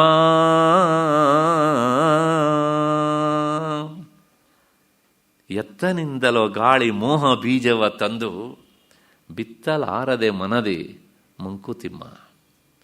ಹಾಗೇನೆ ಈ ಅಹಂಕಾರ ಎನ್ನುವಂಥದ್ದು ಅದು ಸತ್ಯ ಹೋಯ್ತು, ನನಗಿನ್ನ ಅಹಂಕಾರ ಇಲ್ಲ ಅಂತ ನಾವು ಅಂದ್ಕೊಳ್ತಾ ಇದ್ರೆ ಹಾಗೆ ಹಿಂದ್ಗಡೆಯಿಂದ ಹೆಡೆ ಬಿಚ್ಚಿಬಿಡುತ್ತೆ ಹೀಗೆ ಅಂತ. ಹಾಗಾಗಿ ಅದನ್ನು ಸರ್ಪ ಅಂತ ಕರೆದ್ರು ಹೀಗೆ ಅಂತ. ನೀನು ತಿಳಿದುಕೊಂಡಷ್ಟು ಸುಲಭವಾಗಿ ನಾನು ನಾಶ ಆಗುವವನಲ್ಲ.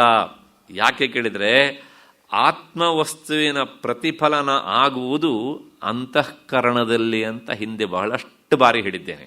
ಅಂತಃಕರಣ ಅಂದರೆ ಮನಸ್ಸು, ಬುದ್ಧಿ, ಅಹಂಕಾರ, ಈ ಮೂರರ ಸಮಷ್ಟಿ. ಅಂತಃಕರಣದ ಪ್ರತಿಫಲನ ಅಹಂಕಾರದ ಮೂಲಕವೇ ಮನಸ್ಸಿಗೆ ಬರುತ್ತೆ. ಆದ್ದರಿಂದ ಮನಸ್ಸನ್ನು ಗೆದ್ದರೂ ಅಹಂಕಾರ ಉಳ್ಕೊಂಡಿದ್ದು ಬಿಡುತ್ತೆ. ಹಾಗಾಗಿ ಅದನ್ನು ಗೆಲ್ಲುವುದು ಅಷ್ಟು ಸುಲಭ ಅಲ್ಲ. ಯಾಕೆಂದರೆ ಆತ್ಮವಸ್ತುವಿನ ಪ್ರಥಮ ಪ್ರತಿಫಲನ ಆಗುವುದೇ ಅಹಂಕಾರ ಮತ್ತು ಬುದ್ಧಿ ಮನಸ್ಸುಗಳ ಮೇಲೆ. ಹಾಗಾಗಿ ಏನು ಮಾಡುತ್ತೆ ಕೇಳಿದರೆ ತಾನೇ ಆತ್ಮ ಎನ್ನುವಷ್ಟರ ಮಟ್ಟಿಗೆ ಅದು ನಾಟಕ ಆಡ್ತಾ ಇರುತ್ತೆ, ಡ್ರಾಮಾ ಆಡಿ ತೋರಿಸ್ತಾ ಇರುತ್ತೆ. ನಾವು ಗೊತ್ತಿಲ್ಲದೆ ಬೆಳಗೋರಿಗೂ ಡ್ರಾಮಾ ನೋಡ್ತಾನೇ ಇರುತ್ತೆ ಹೀಗೆ ಅಂತ. ಅಷ್ಟು ಹಿನ್ನೆಲೆಯಲ್ಲಿ ಈ ಅಹಂಕಾರವನ್ನು ಗೆಲ್ಲುವುದು ಅಷ್ಟು ಸುಲಭ ಅಲ್ಲ. ಆದರೂ ಸಹ ಸಾಧಕನಾದವನ ಉತ್ಕಟವಾದ ಬಲವಾದ ಸಾಧನೆಯಿಂದ ಅದನ್ನು ಗೆಲ್ಲಲಿಕ್ಕೆ ಸಾಧ್ಯ ಉಂಟು. ನಾನು ಆಗ ಹೇಳಿದ ಹಾಗೆ ಅದು ಅಸಾಧ್ಯ ಅಲ್ಲ, ದುಸ್ಸಾಧ್ಯ ಅಥವಾ ಕಷ್ಟ ಸಾಧ್ಯ. ಅಷ್ಟು ಹಿನ್ನೆಲೆಯಲ್ಲಿ ಶಿಷ್ಯ ಈಗ ಒಂದು ಪ್ರಶ್ನೆ ಕೇಳ್ತಾನೆ. ಸಂಪೂರ್ಣವಾಗಿ ಒಮ್ಮೆ ನಾಶ ಆದರೂ ಸಹ ಆ ಅಹಂಕಾರ ಮತ್ತೆ ಹೇಗೆ ಚಿಗುರುತ್ತೆ ಅಂತ. ಸಂಪೂರ್ಣ ನಾಶ ಆಗಿಬಿಟ್ಟಿದೆ ಅಂತ ಅಂದ್ಕೊಳ್ಳೋಣ, ಆದ್ರೂ ಸಹ ಮತ್ತೆ ಹೇಗೆ ನಾಶ, ಮತ್ತೆ ಹೇಗೆ ಅದು ಚಿಗುರೊಡೆಯುತ್ತೆ ಅಂತ. ಇದು ಶಿಷ್ಯನ ಪ್ರಶ್ನೆ. ಅದಕ್ಕೆ ದೃಷ್ಟಾಂತವಾಗಿ ಮುಂದಿನ ಶ್ಲೋಕ 311ನೇ ಶ್ಲೋಕ ಬಹಳ ಸೊಗಸಾಗಿ ಹೇಳ್ತಾರೆ. ಇದೆಲ್ಲ ಸಾಧನೆಯ ಮಜಲಿನ ಸೂಕ್ಷ್ಮವಾದ ಅಂಶಗಳನ್ನು ಹೇಳುವ ಶ್ಲೋಕಗಳು. ವೇದಾಂತದ ಹಿನ್ನೆಲೆ ಬಲವಾಗಿಲ್ಲದೆ ಇದ್ದರೆ ಏನೂ ಅರ್ಥ ಆಗದೇ ಇರುವಂತಹ ಶ್ಲೋಕಗಳು. ಅಲ್ಲಿ ಅಷ್ಟೋ ಇಷ್ಟ ಪ್ರಯತ್ನ ಮಾಡುವವರಿಗೆ ಒಂದಿಷ್ಟು ಇವು ಗ್ರಾಸ ಅಂದರೆ ಆಹಾರವನ್ನು ಕೊಡ್ತವೆ. ಅಷ್ಟು ಹಿನ್ನೆಲೆಯಲ್ಲಿ ಈ ಶ್ಲೋಕದ ಅರ್ಥ ಏನು ಅಂತ ನೋಡೋಣ. ನಿಗೃಹ್ಯ ಶತ್ರೋಃ ಅಹಮೋವಕಾಶಃ ಕ್ವಚಿನ್ನದೇಯೋ ವಿಷಯಾನುಚಿಂತೆಯ ಸಯೇವ ಸಂಜೀವನ ಹೇತುರಸ್ಯ ಪ್ರಕ್ಷೀಣ ಜಂಬೀರ ತರೋರಿವಾಂಬು. ಇನ್ನೊಂದು ಸಲ. ನಿಗೃಹ್ಯ ಶತ್ರೋಃ ಅಹಮೋವಕಾಶಃ ಕ್ವಚಿನ್ನದೇಯೋ ವಿಷಯಾನುಚಿಂತೆಯ ಸಯೇವ ಸಂಜೀವನ ಹೇತುರಸ್ಯ ಪ್ರಕ್ಷೀಣ ಜಂಬೀರ ತರೋರಿವಾಂಬು. ಸಾಧಕನ ಶತ್ರುವಾದಂತಹ ಈ ಅಹಂಕಾರವನ್ನು ಒಮ್ಮೆ ನಿಗ್ರಹಿಸಿದ ಮೇಲೆ ವಿಷಯ ಚಿಂತನೆಯಿಂದ ಮತ್ತೆ ಅದಕ್ಕೆ ಎಲ್ಲಿಯೂ ಅವಕಾಶವನ್ನು ಕೊಡಬಾರದು. ಹಾಗೆ ಕೊಟ್ಟ ಅವಕಾಶವೇ ಒಣಗಿದ ಜಂಬೀರ ಗಿಡಕ್ಕೆ ಅಂದರೆ ನೇರಳೆ ಗಿಡಕ್ಕೆ ನೀರೆರದಂತೆ ಇದು ಚಿಗುರುವುದಕ್ಕೆ ಕಾರಣವಾಗ್ತದೆ. ಅಹಂಕಾರವನ್ನು ಗೆದ್ದ ಮೇಲೆ ಮತ್ತೆ ಅದಕ್ಕೆ ಒಳ ನುಗ್ಗೋದಕ್ಕೆ ಅವಕಾಶ ಕೊಡಬಾರದು ಅಂತ. ಏನು ಮಾಡಬೇಕು ಅಂದರೆ ಒಳ ನುಗ್ಗದೆ ಇರುವ ಹಾಗೆ ಸದಾ ಅಂತರ್ಮುಖನಾಗಿ ಆತ್ಮ ಚಿಂತನೆಯನ್ನೇ ಅಥವಾ ಆತ್ಮ ಧ್ಯಾನವನ್ನೇ ಮಾಡ್ತಾ ಇರಬೇಕು. ಅದನ್ನು ಸ್ವಲ್ಪ ದಿನ ಬಿಟ್ಟರು ಸಾಕು, ಮತ್ಪನ ಅದು ಅಲ್ಲೇ ಒಳಗಡೆಯಿಂದ ಚಿಗುರು ಹೊಡೆದು ಬಿಡುತ್ತೆ. ಹೇಗೆ ಅಂದರೆ ಅದಕ್ಕೊಂದು ದೃಷ್ಟಾಂತ ಕೊಡ್ತಾರೆ. ಜಂಬೀರ ಮರಕ್ಕೆ ನೀರೆರದಂತೆ ಅಂತ. ಜಂಬೀರ ಅನ್ನೋದಕ್ಕೆ ಎರಡು ಅರ್ಥ. ಒಂದು ನೇರಳೆ ಮರ ಅಂತ, ಇನ್ನೊಂದು ಈ ನಿಂಬೆ ಗಿಡ ಅಂತ ಅರ್ಥ. ಅದು ನೋಡಿ ಕೆಲವು ಸಲ ಈ ನಿಂಬೆ ಗಿಡ ಒಣಗಿ ಎಲೆಗಳೆಲ್ಲ ಬಿದ್ದು ಹೋಗಿಬಿಡ್ತವೆ. ಆಗ ಅದಕ್ಕೊಂದು ಸ್ವಲ್ಪ ನೀರು ಹಾಕಿಬಿಟ್ರೆ ಒಂದು ವಾರಕ್ಕೆ ಮತ್ಪನ ಏನಾಗುತ್ತೆ, ಅದು ಚಿಗುರು ಬಿಡುತ್ತೆ ಅಂತೆ. ಹಾಗೆ ಈ ಅಹಂಕಾರ ಎನ್ನುವಂಥ ನಿಂಬೆ ಗಿಡ ಅದು ಆತ್ಮಚಿಂತನೆಗೆ ತೊಡಗಿಕೊಂಡಾಗ ಒಣಗತ್ತೆ, ಬತ್ತೋಗ್ಬಿಡುತ್ತೆ. ನಾವು ಬಿಟ್ಟು ಅದನ್ನು ಮತ್ತು ಪುನಃ ವಿಷಯ ಚಿಂತನೆಗೆ ತೊಡಗಿದಾಗ ಅದು ಪುನಃ ಚಿಗುರು ಹೊಡೆದು ಬಿಡುತ್ತೆ. ಈಗ ನಮಗೆಲ್ಲರಿಗೂ ಗೊತ್ತಿರುವ ದೃಷ್ಟಾಂತವನ್ನು ಬಹಳ ಸುಲಲಿತವಾಗಿ ಹೇಳ್ತಾರೆ. ನೋಡೋಣ ಈ ಶ್ಲೋಕದ ವಿವರಣೆಯನ್ನು. ಇದು ಪ್ರತಿಯೊಬ್ಬ ಸಾಧಕನಿಗೆ, ಸಂಸಾರದಲ್ಲಿ ಆಸಕ್ತನಾದವನಿಗಲ್ಲ, ಅಹಂಕಾರ ಎನ್ನುವಂತಹದ್ದು ಅದೊಂದು ಶತ್ರು. ಹೊರಗಿನ ಶತ್ರುಗಳಿಗಿಂತಲೂ ಅತ್ಯಂತ ಬಲಿಷ್ಠವಾದ ಶತ್ರು ಅಹಂಕಾರ. ಅದಕ್ಕೋಸ್ಕರ ಹೇಳ್ತಾರೆ ಅವರು, ನಿಗೃಹ್ಯ ಶತ್ರೋಹೋ, ಈ ಶತ್ರುವನ್ನು ನಿಗ್ರಹ ಮಾಡಬೇಕು. ಯಾಕೆ ಕೇಳಿದರೆ, ಸರ್ವನಾಶ ಹೇತೋ ಅಹಂಕಾರಸ್ಯ, ಸಕಲ ಅನರ್ಥಗಳಿಗೂ ಕಾರಣವಾದದ್ದು ಈ ಅಹಂಕಾರ. ಅಂದರೆ ವಿಷಯಾನುಚಿಂತನೆ. ಎಷ್ಟು ಹೊತ್ತು ನಾವು ವಿಷಯ ಅಂದರೆ ಹೊರಮುಖವಾಗಿ ವಿಷಯಗಳನ್ನು ಯೋಚಿಸ್ತೇವೋ ಅಷ್ಟು ಹೊತ್ತು ನಾವು ಆತ್ಮವಿಸ್ಮೃತಿಗೆ ಒಳಗಾಗುತ್ತೇವೆ. ಹಾಗಾಗಿ ನಮ್ಮ ಇಂದ್ರಿಯ ವಿಷಯ ಚಿಂತನೆಯನ್ನು ಮಾಡುವುದು ಅಂದರೆ ಆತ್ಮಚಿಂತನೆಯಿಂದ ದೂರ ಸರಿಯುವುದು ಅಂತ ಅರ್ಥ. ಅದಕ್ಕೋಸ್ಕರ ಹೇಳ್ತಾರೆ ಅವರು, ಅದಕ್ಕೆ ಅವಕಾಶವನ್ನು ಕ್ವಚಿದಪಿ ಅವಕಾಶ ನದೇಯ, ವಿಷಯ ಚಿಂತನೆಗೆ ಅವಕಾಶವನ್ನು ಕೊಡಬಾರದು. ಯಾಕೆ ಅಂದರೆ ವಿಷಯಾನುಚಿಂತೈವ ಅಸ್ಯ ಅಹಂಕಾರಸ್ಯ ಸಂಜೀವನ ಹೇತು. ಈ ಪಂಚಜ್ಞಾನೇಂದ್ರಿಯಗಳಿಗೆ ಸಂಬಂಧಪಟ್ಟ ಏನು ಶಬ್ದ ಸ್ಪರ್ಶ ರೂಪ ರಸಗಂಧಗಳಿದ್ದಾವಲ್ಲ, ಈ ವಿಷಯ ಚಿಂತನೆಯೇ ಅಹಂಕಾರ ಚಿಗುರೊಡೆಯೋದಕ್ಕೆ ಕಾರಣವಾಗ್ತದೆ. ಜಂಬೀರ ಗಿಡಕ್ಕೆ ನೀರು ಹಾಕೋದು ವಿಷಯ ಚಿಂತನೆ. ಹೇಗೆ ನೀರು ಚಿಗುರೊಡೆಯೋದಕ್ಕೆ ಕಾರಣವೋ ಹಾಗೆ ಅಹಂಕಾರ ಎನ್ನುವಂತಹ ಈ ಜಂಬೀರ ಗಿಡ ಚಿಗುರೊಡೆಯೋದಕ್ಕೆ ಈ 5 ಇಂದ್ರಿಯಗಳಿಂದ ನಾವು ಯೋಚಿಸುವಂತಹ ಅಥವಾ ಪಡೆಯುವಂತಹ ವಿಷಯವೇ ಅದಕ್ಕೆ ನೀರಾಗೇ ಬಿಡ್ತದೆ ಅಂತ. ವಿಷಯಾನುಚಿಂತೆಯು ಅಸ್ಯ ಅಹಂಕಾರಸ್ಯ ಸಂಜೀವನ ಹೇತು. ಅದಕ್ಕೆ ಮುಂದಿನ ಶ್ಲೋಕ ವಿವೇಕ ಚೂಡಾವಣೆಯಲ್ಲಿ ಬರುತ್ತೆ, ಅದನ್ನು ಗುರುಗಳು ಇಲ್ಲಿ ಕೋಟ್ ಮಾಡ್ತಾರೆ. ವಕ್ಷತಿ ನ ಪ್ರಮಾದಾದ ಅನರ್ಥೋನ್ಯ ಜ್ಞಾನಿನಃ ಸ್ವಸ್ವರೂಪತಃ. ಜ್ಞಾನಿಯಾದವನಿಗೆ ತನ್ನ ಸ್ವರೂಪ ಚಿಂತನೆಯನ್ನು ಬಿಟ್ಟು ಇನ್ನೊಂದನ್ನು ಯೋಚಿಸುವುದು ಅಂತ ಏನುಂಟಲ್ಲ, ಅದಕ್ಕಿಂತ ದೊಡ್ಡ ಅನರ್ಥ, ಅದಕ್ಕಿಂತ ದೊಡ್ಡ ದುರಂತ ಇನ್ನೊಂದು ಬೇರೆ ಇಲ್ಲ. ಸದಾ ಅವನು ತನ್ನ ಸ್ವರೂಪವನ್ನು ಚಿಂತನೆ ಮಾಡ್ತಾ ಇರ್ತಾನೆ. ಹಾಗೆ ಅಕಸ್ಮಾತ್ತಾಗಿ ತನ್ನ ಸ್ವರೂಪ ಚಿಂತನೆಯನ್ನು ಬಿಟ್ಟು ಹೊರಮುಖವಾಗಿ ವಿಷಯವನ್ನು ಚಿಂತನೆ ಮಾಡಿದ್ರಿಂದ ಏನಾಗ್ತದೆ ಅಂದರೆ ತಥೋ ಮೋಹ. ಆ ವಿಷಯ ಚಿಂತನೆಯಿಂದ ಮೊದಲು ಅಂಕುರವಾಗೋದೇನೆಂದರೆ ಮೋಹ. ಮೋಹ ಅಂದರೆ ಎಲ್ಲಿಲ್ಲದ ಆಸಕ್ತಿ, ಮೋಹ. ಅದರಿಂದ ಏನಾಗುತ್ತೆ ಕೇಳಿದರೆ ತಥೋ ಅಹಂಧೀಹಿ. ಆಮೇಲೆ ಮತ್ಪುನಃ ಅಹಂಕಾರ ಜಾಗೃತವಾಗ್ತದೆ. ಅದರಿಂದ ಮತ್ತೆ ಬಂಧನ ಅಂದರೆ ಹುಟ್ಟು ಸಾವುಗಳ ಕಟ್ಟು. ಹೀಗೆ ಈ ವಿಷಯಾಭಿಲಾಷೆ ಎನ್ನುವಂಥದ್ದು ಮತ್ತೆ ಮತ್ತೆ ಅದು ಸಂಸಾರಕ್ಕೆ ತಂದು ಒಡ್ತದೆ. ಕ್ಷೀಣಸ್ಯ ಪುನರ್ವೃದ್ಧವು ದೃಷ್ಟಾಂತಮಃ. ಆ ನಷ್ಟವಾದಂತಹ ಅಹಂಕಾರ ಚಿಗುರೊಡೆಯೋದಕ್ಕೆ ಕಾರಣವನ್ನು ಹೇಳ್ತಾರೆ, ದೃಷ್ಟಾಂತ ಕೊಡ್ತಾರೆ. ನಾನು ಅದನ್ನು ನಿಮ್ಮ ಮುಂದೆ ಇಟ್ಟಿದ್ದೇನೆ ಈಗಾಗಲೇ. ಮತ್ತೆ ಈ ವಿಷಯಾನುಚಿಂತೆಯಾಪಿ ನಷ್ಟಸ್ಯ ಅಹಂಕಾರಸ್ಯ ಕಥಮುಜ್ಜೀವನಂ ಇದು ಶಂಕೆಯ. ಒಮ್ಮೆ ನಷ್ಟವಾದಂತಹ ಅಹಂಕಾರ ವಿಷಯ ಚಿಂತನೆಯಿಂದ ಅದು ಹೇಗೆ ಅದು ಚಿಗುರೊಡೆಯುತ್ತೆ ಅನ್ನೋದಕ್ಕೆ ಮುಂದೆ ಇಲ್ಲೇ 327ನೇ ಶ್ಲೋಕದಲ್ಲಿ ಉದಾಹರಿಸ್ತಾರೆ. ಅದನ್ನು ಇಲ್ಲಿ ವ್ಯಾಖ್ಯಾನದಲ್ಲಿ ಗುರುಗಳು ಕೊಟ್ಟಿದ್ದನ್ನು ನಿಮ್ಮ ಮುಂದೆ ಇಟ್ಟುಬಿಡ್ತೇನೆ. ವಿಷಯೇಷ್ವಾವಿಶಶ್ಚೇತಃ ಸಂಕಲ್ಪಯತಿ ತದ್ಗುಣಾನ್. ಒಮ್ಮೆ ಮನಸ್ಸು ವಿಷಯಗಳತ್ತ ಹೋದಾಗ ಆ ವಿಷಯಗಳಲ್ಲಿರುವಂತಹ ದುರ್ಗುಣಗಳನ್ನು ತನಗೆ ಅನುಕೂಲಕರವಾದ ಗುಣಗಳು ಅಂತ ಯೋಚನೆ ಮಾಡುತ್ತಂತೆ. ಹಾಗೆ ಯೋಚನೆ ಮಾಡ್ತಾ ಮಾಡ್ತಾ ಸಮ್ಯಕ್ ಸಂಕಲ್ಪನಾತ್ ಕಾಮಃ, ಅಲ್ಲಿರುವ ದೋಷವೂ ಸಹ ಇದು ಒಳ್ಳೆಯದು ಅಂತ ಯೋಚನೆ ಮಾಡ್ತಾ ಮಾಡ್ತಾ ಹೋದಾಗ ಅದರೊಳಗೆ ಅತಿಯಾದಂಥ ಆಸಕ್ತಿ ಉಂಟಾಗತ್ತೆ. ಆ ಆಸಕ್ತಿ ಉಂಟಾದ ಮೇಲೆ ಅದನ್ನೇ ಕಾಮನೆ ಅಂತ ಕರೆಯೋದು. ಆ ಕಾಮನೆಯಿಂದ ಮತ್ತೆ ಮತ್ತೆ ಅದರೊಳಗೆ ತೊಡಗಿಕೊಳ್ತಾನೆ. ಅದರೊಳಗೆ ತೊಡಗಿಕೊಳ್ತಾನೆ ಅಂದರೆ ಅದಿಷ್ಟೊತ್ತು ಆತ್ಮವಿಸ್ಮೃತಿ ಆಯಿತು ಅಂತಲೇ ಅರ್ಥ. ಹಾಗೆ ಆದಾಗ ಮತ್ತೆ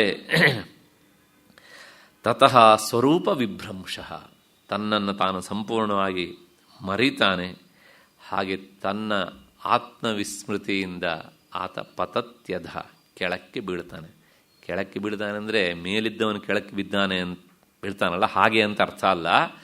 ಸಾಧನೆಯಿಂದ ಚ್ಯುತನಾಗ್ತಾನೆ ಅಂತ, ಪತಿತನಾಗ್ತಾನೆ ಆತ ಅಂತ. ಹಾಂ ಸರಿ, ಆದರೆ ಏನಂತೆ, ಪತಿತನಾಗಲಿ ಬಿಡ್ರಿ ಅಂತ. ಈ ಮಾತನ್ನು ಯಾರು ಹೇಳಬೇಕು ಅಂದರೆ ಯಾರು ಆ ಮಟ್ಟಕ್ಕೆ ಹೋಗಿ ಬಿದ್ದಿರೋದಿಲ್ಲ ಅವ್ರು ಹೇಳ್ತಾರೆ. ಯಾಕೆಂದ್ರೆ ನಾವು ಬೀಳೋದಕ್ಕೆ ಹತ್ತಲೇ ಇಲ್ವಲ್ಲ ಮೇಲೆ, ಅಲ್ವಾ? ಹಾಗೆ ನಮಗೆ ಪತಿತರಾಗ್ತಾ ಅನ್ನೋ ಭಯವೇ ನಮಗೆ ಇಲ್ಲ, ಅಲ್ವಾ? ಹಾಗೆ ಒಂಥರ ಭಂಡ್ರು ಅಂಥ ಮಾತನ್ನಾಗಲಿ ಬಿಡ್ರಿ ಅಂತ. ಈ ಬಿಡ್ರಿ ಅಂಥೇಳಿ ಇವನು ಹತ್ತಿದ್ರೆ ಬಿದ್ದರೆ ಗೊತ್ತಾಗ್ತಿತ್ತು ಅಷ್ಟೇ, ಅಲ್ವಾ? ಭಗವದ್ಗೀತೆ ಹೇಳ್ತಾನಲ್ಲ ಕೃಷ್ಣ, ಯಾಕೆಂದರೆ ಯೋಗಭ್ರಷ್ಟೋಭಿಜಾಯತೆ ಅಂತ.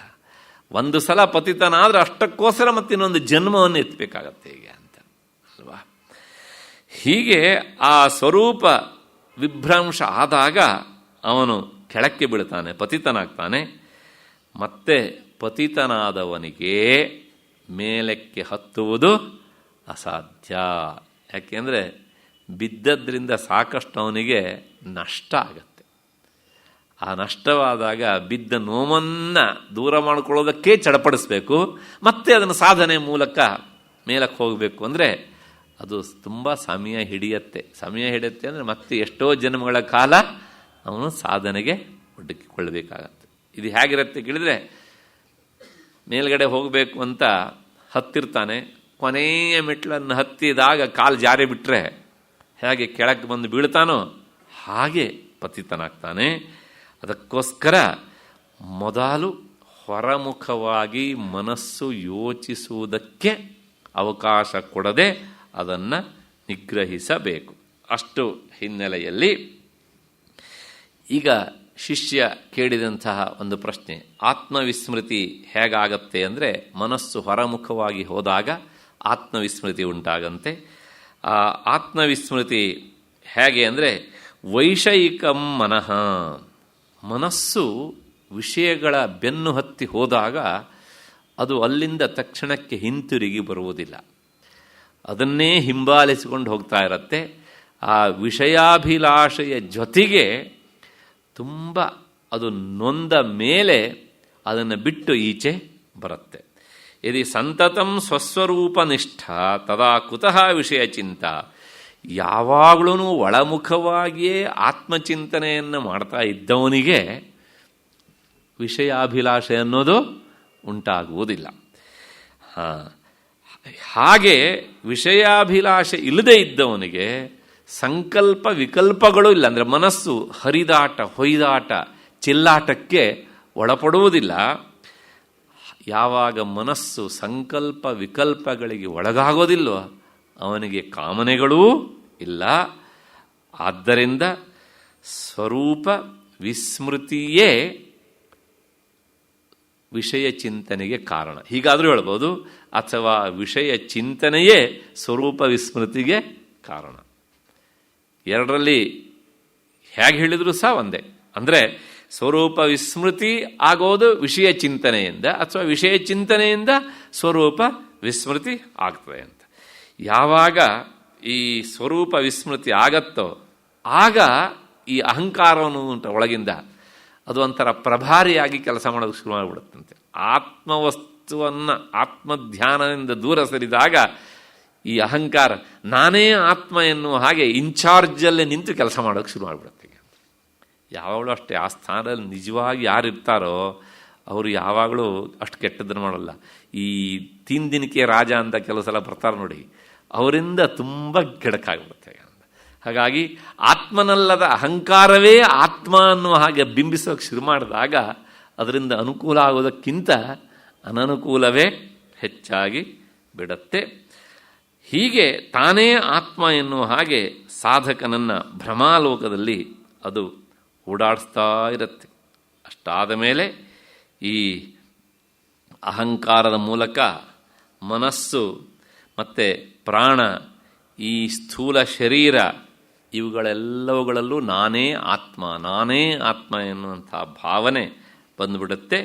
ಅದಾದ ಮೇಲೆ ಮತ್ತೆ ವಿಷಯಗಳಲ್ಲಿ ಆಸಕ್ತಿ, ಮತ್ತೆ ಸಂಸಾರದಲ್ಲಿ ತೊಡಗಿಕೊಳ್ತಾನೆ, ಮತ್ತೆ ಪುನಃ ಸಾಯ್ತಾನೆ. ಹಾಗೆಯೇ ಯೋಚನೆ ಮಾಡ್ತಾ ಮಾಡ್ತಾ ಮತ್ತೆ ಪುನಃ ಹುಟ್ಟುತ್ತಾನೆ. ಅಲ್ಲಿಗೆ ಈ ಮತ್ತೆ ಮತ್ತೆ ಹುಟ್ಟೋದಕ್ಕೆ ಮತ್ತು ಸಾಯೋದಕ್ಕೆ ಕಾರಣ ಆತ್ಮವಿಸ್ಮೃತಿ. ಅದಕ್ಕೋಸ್ಕರ ಆತ್ಮವಿಸ್ಮೃತಿಗೆ ಕಾರಣ ಆದದ್ದು ವಿಷಯಾಸಕ್ತಿ. ಆ ವಿಷಯಾಸಕ್ತಿಗೆ ಕೊಂಡೊಯ್ಯುವುದು ಅಹಂಕಾರ. ಅದಕ್ಕೋಸ್ಕರ ಜ್ಞಾತೇ ವಸ್ತುನ್ಯಪಿ ಬಲವತಿ ವಾಸನಾ ಅನಾದಿರೇಶ. ಇದು ಕ್ಷಣಿಕವಾದದ್ದು, ನಮಗೆ ತೊಂದರೆ ಕೊಡುತ್ತೆ ಅಂತ ಗೊತ್ತಿದ್ರೂ ಸಹ ಅದನ್ನು ಬಿಡಲಿಕ್ಕೆ ಕೆಲವು ಸಲ ಆಗದೆ ಇರೋದಕ್ಕೆ ಕಾರಣ ಅಹಂಕಾರ. ನಾನೇ ಕರ್ತ, ನಾನೇ ಭೋಕ್ತ ಅಂತೆಲ್ಲ ಅಹಂಕಾರ ನಮ್ಮನ್ನು ಸಂಸಾರದಲ್ಲಿ ತೊಡಗಿಸುತ್ತೆ. ಅಷ್ಟು ಹಿನ್ನೆಲೆಯಲ್ಲಿ ಈ ಅಹಂಕಾರ ಚಿಗುರೋದಕ್ಕೆ ಕಾರಣ ಅದು ಆ ವಿಷಯಾಭಿಲಾಷೆ ಎನ್ನುವಂಥದ್ದು. ಅದನ್ನು ಸಂಪೂರ್ಣವಾಗಿ ನಾಶ ಮಾಡಿಕೊಳ್ಳದೆ ಇದ್ದರೆ ಹುಟ್ಟು ಸಾವುಗಳ ಕಟ್ಟು ತಪ್ಪಿದ್ದಲ್ಲ ಎನ್ನುವಂಥ ಮಾತನ್ನು ಈ 311ನೇ ಶ್ಲೋಕದಲ್ಲಿ ತಿಳಿಸಿಕೊಟ್ಟಿದ್ದಾರೆ. ಇಲ್ಲಿಗೆ ಅಹಂಕಾರಕ್ಕೆ ಸಂಬಂಧಪಟ್ಟಂಥ ಒಂದು ಹಂತದ ವಿಚಾರ ಮುಗಿದ ಹಾಗೆ ಆಯಿತು. ತಾತ್ಪರ್ಯ ಇಷ್ಟೇ, ಮನುಷ್ಯನ ಸರ್ವ ಅನರ್ಥಗಳಿಗೂ ದೇಹಾತ್ಮ ಬುದ್ಧಿಯೇ ಕಾರಣ. ಇಷ್ಟು ಹಿನ್ನೆಲೆಯಲ್ಲಿ ಮತ್ತೆ ಮುಂದಿನ 312ನೆಯ ಶ್ಲೋಕದ ಕಡೆಗೆ ಹೋಗೋಣ. ದೇಹಾತ್ಮನ ಸಂಸ್ಥಿತ ಏವ ಕಾಮಿ ವಿಲಕ್ಷಣ ಕಾಮಯಿತ ಕಥಂ ಸ್ಯಾತ್ ಅತೋರ್ಥ ಸಂಘಾತನ ಪರತ್ವಮೇವ ಸಂಧಾನ ಪರತ್ವಮೇವ ಭೇದ ಪ್ರಸಕ್ತ್ಯ ಭವಬಂಧ ಹೇತು. ಇನ್ನೊಂದು ಸಲ, ದೇಹಾತ್ಮನ ಸಂಸ್ಥಿತ ಏವ ಕಾಮಿ ವಿಲಕ್ಷಣ ಕಾಮಯಿತ ಕಥಂ ಸ್ಯಾತ್ ಅಥೋರ್ಥ ಸಂಧಾನ ಪರತ್ವಮೇವ ಭೇದ ಪ್ರಸಕ್ತ್ಯ ಭವಬಂಧ ಹೇತು. ಈ ಶ್ಲೋಕದ ಅರ್ಥ ನೋಡೋಣ. ಈ ದೇಹವೇ ತಾನು ಎಂದು ಕೊಂಡಿರುವವನೇ ಅವನು ಕಾಮಿ. ತಾನು ದೇಹಕ್ಕಿಂತ ಬೇರೆಯಾದವನೆಂದು ಅರಿತವನು ಹೇಗೆ ತಾನೇ ಕಾಮಿಯಾದಾನು. ಆದ್ದರಿಂದ ವಿಷಯಗಳನ್ನು ಮನಸ್ಸಿನಲ್ಲಿ ಇರಿಸಿಕೊಳ್ಳುವುದೇ ಭೇದಕ್ಕೆ ಎಡೆಮಾಡಿ ಕೊಡುವುದರ ಮೂಲಕ ಸಂಸಾರ ಬಂಧನಕ್ಕೆ ಕಾರಣವಾಗ್ತದೆ. ಇಷ್ಟು ಈ ಶ್ಲೋಕದ ಅರ್ಥ. ದೇಹಾತ್ಮನ ಸಂಸ್ಥಿತ ಏವ ಕಾಮಿ. ಕಾಮಿ ಅಂದರೆ ಕಾಮನೆ ಉಳ್ಳವನು ಅಂತ, ಬಯಸುವವನು ಅಂತ, ವಿಷಯ ಚಿಂತನೆ ಮಾಡುವವನು ಅಂತ ಅರ್ಥ. ಯಾರು ಇವನು ಅಂತಂದರೆ, ಯಾವನು ಈ ದೇಹವೇ ಆತ್ಮ ಅಂತ ಅಂದ್ಕೊಂಡಿರ್ತಾನೋ ಅವನೇ ಕಾಮಿ. ಯಾಕೆಂದರೆ ಅವನು ಆತ್ಮಸ್ವರೂಪವನ್ನು ನಿಜವಾಗಿ ತಿಳಿಯದೆ ಈ ದೇಹವೇ ಆತ್ಮ ಅಂತ ಅಂದ್ಕೊಂಡು ದೇಹವನ್ನೇ ಅತಿಯಾಗಿ ಪ್ರೀತಿಸ್ತಾ ಇರ್ತಾನೆ. ಆದ್ದರಿಂದ ಅವನೇ ನಿಜವಾದ ಅರ್ಥದಲ್ಲಿ ಕಾಮಿ. ಹಾಗಾಗಿ ದೇಹಾತ್ಮನ ಸಂಸ್ಥಿತ ಏವ ಕಾಮಿ. ದೇಹವೇ ಆತ್ಮ ಅಲ್ಲ ಎನ್ನುವಂಥದ್ದು ಯಾವನಿಗೆ ದೃಢವಾಗಿ ಇದೆಯೋ ಅವನು ಕಾಮಿ ಅಲ್ಲ. ಹಾಗಾಗಿ ನಿರಂತರ ಆನಂದಸ್ವರೂಪೇಣ ಸ್ಥಿತವು ಕುತಃ ಕ್ಷಣಿಕ ಆನಂದಹೇತುಷು ಕಾಮ. ಯಾವನಿಗೆ ತನ್ನ ಒಳಗಿನ ಸ್ವರೂಪದಲ್ಲಿಯೇ ನಿಲ್ಲಲಿಕ್ಕೆ ಶಕ್ತಿ ಬಂದಿದ್ದು ಆತ್ಮಚಿಂತನೆಯನ್ನೇ ನಿರಂತರ ಮಾಡ್ತಿರ್ತಾನೋ ಅವನು ದೇಹ ತಾನಲ್ಲ ಅಂತ ಅಂದ್ಕೊಂಡಿರ್ತಾನೆ. ಹಾಗಾಗಿ ಅವನನ್ನು ಕಾಮಿ ಅಂತ ಹೇಳೋದಕ್ಕೆ ಆಗೋದಿಲ್ಲ. ಮತ್ತೆ ಹಾಗಿದ್ರೆ ಆ ಒಳಮುಖವಾದ ಚಿಂತನೆಯಲ್ಲೇ ತೊಡಗಿದವನು ಹೇಗೆ ಮತ್ತೆ ಪುನಃ ಪತಿತಾಗ್ತಾನೆ ಕೆಲವೊಮ್ಮೆ ಅಂದರೆ ತದಿದ ಮುಕ್ತಂ ವಿಲಕ್ಷಣ ಅಂದರೆ ಅದಕ್ಕೆ ಹೇಳ್ತಾರೆ ಮುಂದೆ ಆತ್ಮಾನಂ ಚೇದ್ವಿಜಾನೀಯಾತ್.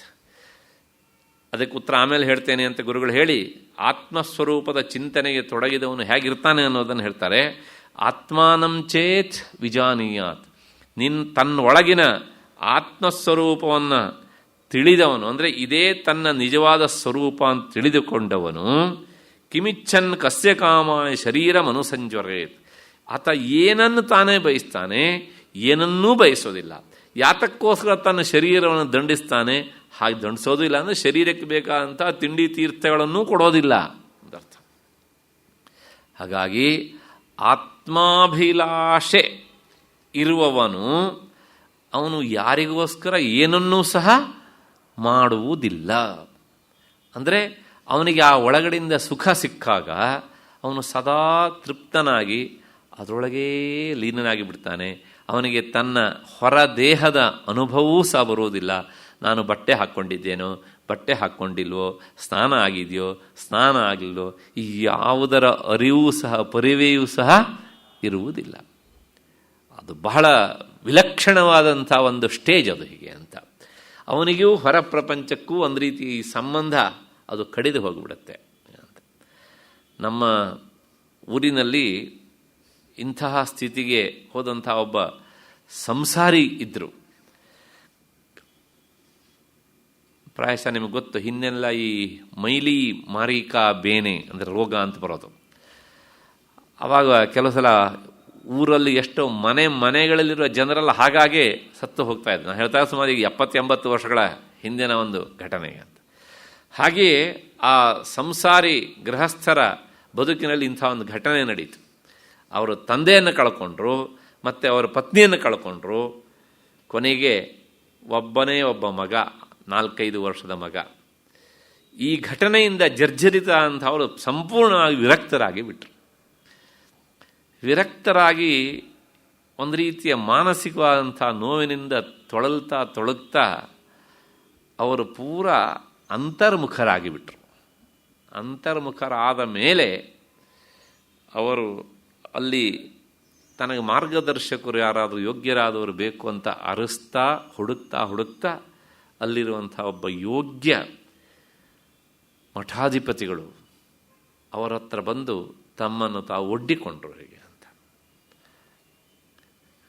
ಇವರನ್ನು ನೋಡಿದಾಗ ಅವರು ಹೇಳಿದ್ರಂತೆ, ನೋಡಿ ಜ್ಞಾನಿಯಾದವ್ರಿಗೆ ಹೇಗೆ ಗೊತ್ತಾಗುತ್ತೆ ಅಂತ, ನಿನ್ನ ಸ್ವರೂಪ ಈಗ ಬದಲಾಗಿದೆ, ಹಾಗಾಗಿ ನನಗೆ ತಕ್ಷಣ ನಿನ್ನ ಗುರ್ತ ಸಿಗಲಿಲ್ಲ. ಇದು ಮೊದಲನೇ ಮಾತು. ಎರಡನೇದು, ಬಹಳ ತಡವಾಗಿ ಬಂದಿದ್ದೀಯೇ, ಆದರೂ ಪರವಾಗಿಲ್ಲ ಅಂತ. ಯಾಕೆಂದರೆ ಇವರು ಮಧ್ಯಾಹ್ನ 2 ಗಂಟೆಗೆ ಹೋಗಿ ಭೇಟಿ ಮಾಡಿದ್ರಂತೆ ಅವರನ್ನು. ಇದೆಲ್ಲ ಒಗಟಿನ ಮಾತು. ಬೆಳಗಿನಿಂದ ಮಧ್ಯಾಹ್ನ 2 ಗಂಟೆವರೆಗೆ ಪೂರ್ವಾಹ್ನ ಜಾಸ್ತಿ ಆಯ್ತಾ ಇಲ್ವೋ, ಹಾಗಾಗಿ ತಡವಾಗಿ ಬಂದಿದ್ದೀಯೆ ಅಂತ ಒಂದರ್ಥ. ಇನ್ನೊಂದರ್ಥ, ನಿನ್ನ ಬದುಕಿನಲ್ಲಿ ಹೋಗುವಾಗ ಸುಮಾರು 30 ವಯಸ್ಸಾಗಿತ್ತು ಅವರಿಗೆ, ಇನ್ನು ಮುಂದೆ ನೀವು ಸಾಧನೆ ಮಾಡಬೇಕಲ್ಲಪ್ಪ ಎನ್ನುವ ಅರ್ಥ ಹಿನ್ನೆಲೆಯಲ್ಲಿ ತಡವಾಗಿ ಬಂದಿದ್ದೀಯೆ, ಆದರೂ ಪರವಾಗಿಲ್ಲ ಅಂತ. ಆಮೇಲೆ ಅವರು ಸಾಧನೆ ಮಾಡುವಂಥ ಒಂದು ಗುಹೆ, ಅಲ್ಲಿಗೆ ಅವರನ್ನು ಕರ್ಕೊಂಡು ಹೋದರು. ಬಹಳಷ್ಟು ಹೊತ್ತು ಇಬ್ಬರು ಮಾತನಾಡಿದರು. ಏನು ಮಾತನಾಡಿದ್ರು ಅಂತ ಹೊರ ಪ್ರಪಂಚಕ್ಕೆ ಗೊತ್ತಿಲ್ಲ. ಆಮೇಲೆ ಅವರು ಅಲ್ಲಿಯೇ ನಿಂತುಬಿಟ್ರು. 10 ತಿಂಗಳ ಕಾಲ ತಮ್ಮನ್ನು ತಾವು ಅವರ ಮಾರ್ಗದರ್ಶನದಲ್ಲಿ ಸಾಧನೆಗೆ ಒಡ್ಡಿಕೊಂಡ್ರು. ದಿನದಿಂದ ದಿನಕ್ಕೆ ಅವರ ವಿರಕ್ತ ಭಾವ ಬಲಿಯಿತು. ಪಕ್ಕದಲ್ಲಿ ನದಿ ಹರಿತಾ ಇತ್ತು. ಆ ನದಿಯಿಂದ ಸ್ನಾನ ಮಾಡಿ ಬರಬೇಕಿದ್ರೆ ಎಷ್ಟೋ ಸಲ ಅವರು ಅತ್ಯಂತ ಅಲ್ಪ ಪ್ರಮಾಣದ ಬಟ್ಟೆ ಮಾತ್ರ ಧರಿಸಿ ಬರ್ತಿದ್ರಂತೆ. ಕೊನೆಗೆ ಅದೊಂದು ದಿನ ಆ ಉಚ್ಛ್ರಾಯ ಸ್ಥಿತಿ, ನಾನು ಹೇಳಿದ್ನಲ್ಲ, ಅಹಂಕಾರ ಸಂಪೂರ್ಣ ತ್ಯಾಗ ಆಗಿ ಮೇಲಕ್ಕೆ ಹೋದಂಥ ಸ್ಥಿತಿಯಲ್ಲಿ ಸ್ನಾನ ಮಾಡ್ತಾ ಹಾಗೇ ನಿಂತು ಬಿಟ್ಟಿದ್ದಾರೆ ಅಷ್ಟೇ. ಈ ಕಡೆ ಮೈ ಮೇಲಿದ್ದು ಬಟ್ಟೆ ಹೋಯಿತು, ಹಾಕ್ಕೊಂಡು ಜನಿವಾರ ತೇಲಿ ಹೋಯಿತು, ಇದ್ದ ಒಂದು ಕೌಪೀನವು ಹೊಳೆಯಲ್ಲಿ ತೇಲಿ ಹೋಯಿತು. ಏನೂ ಇಲ್ಲ.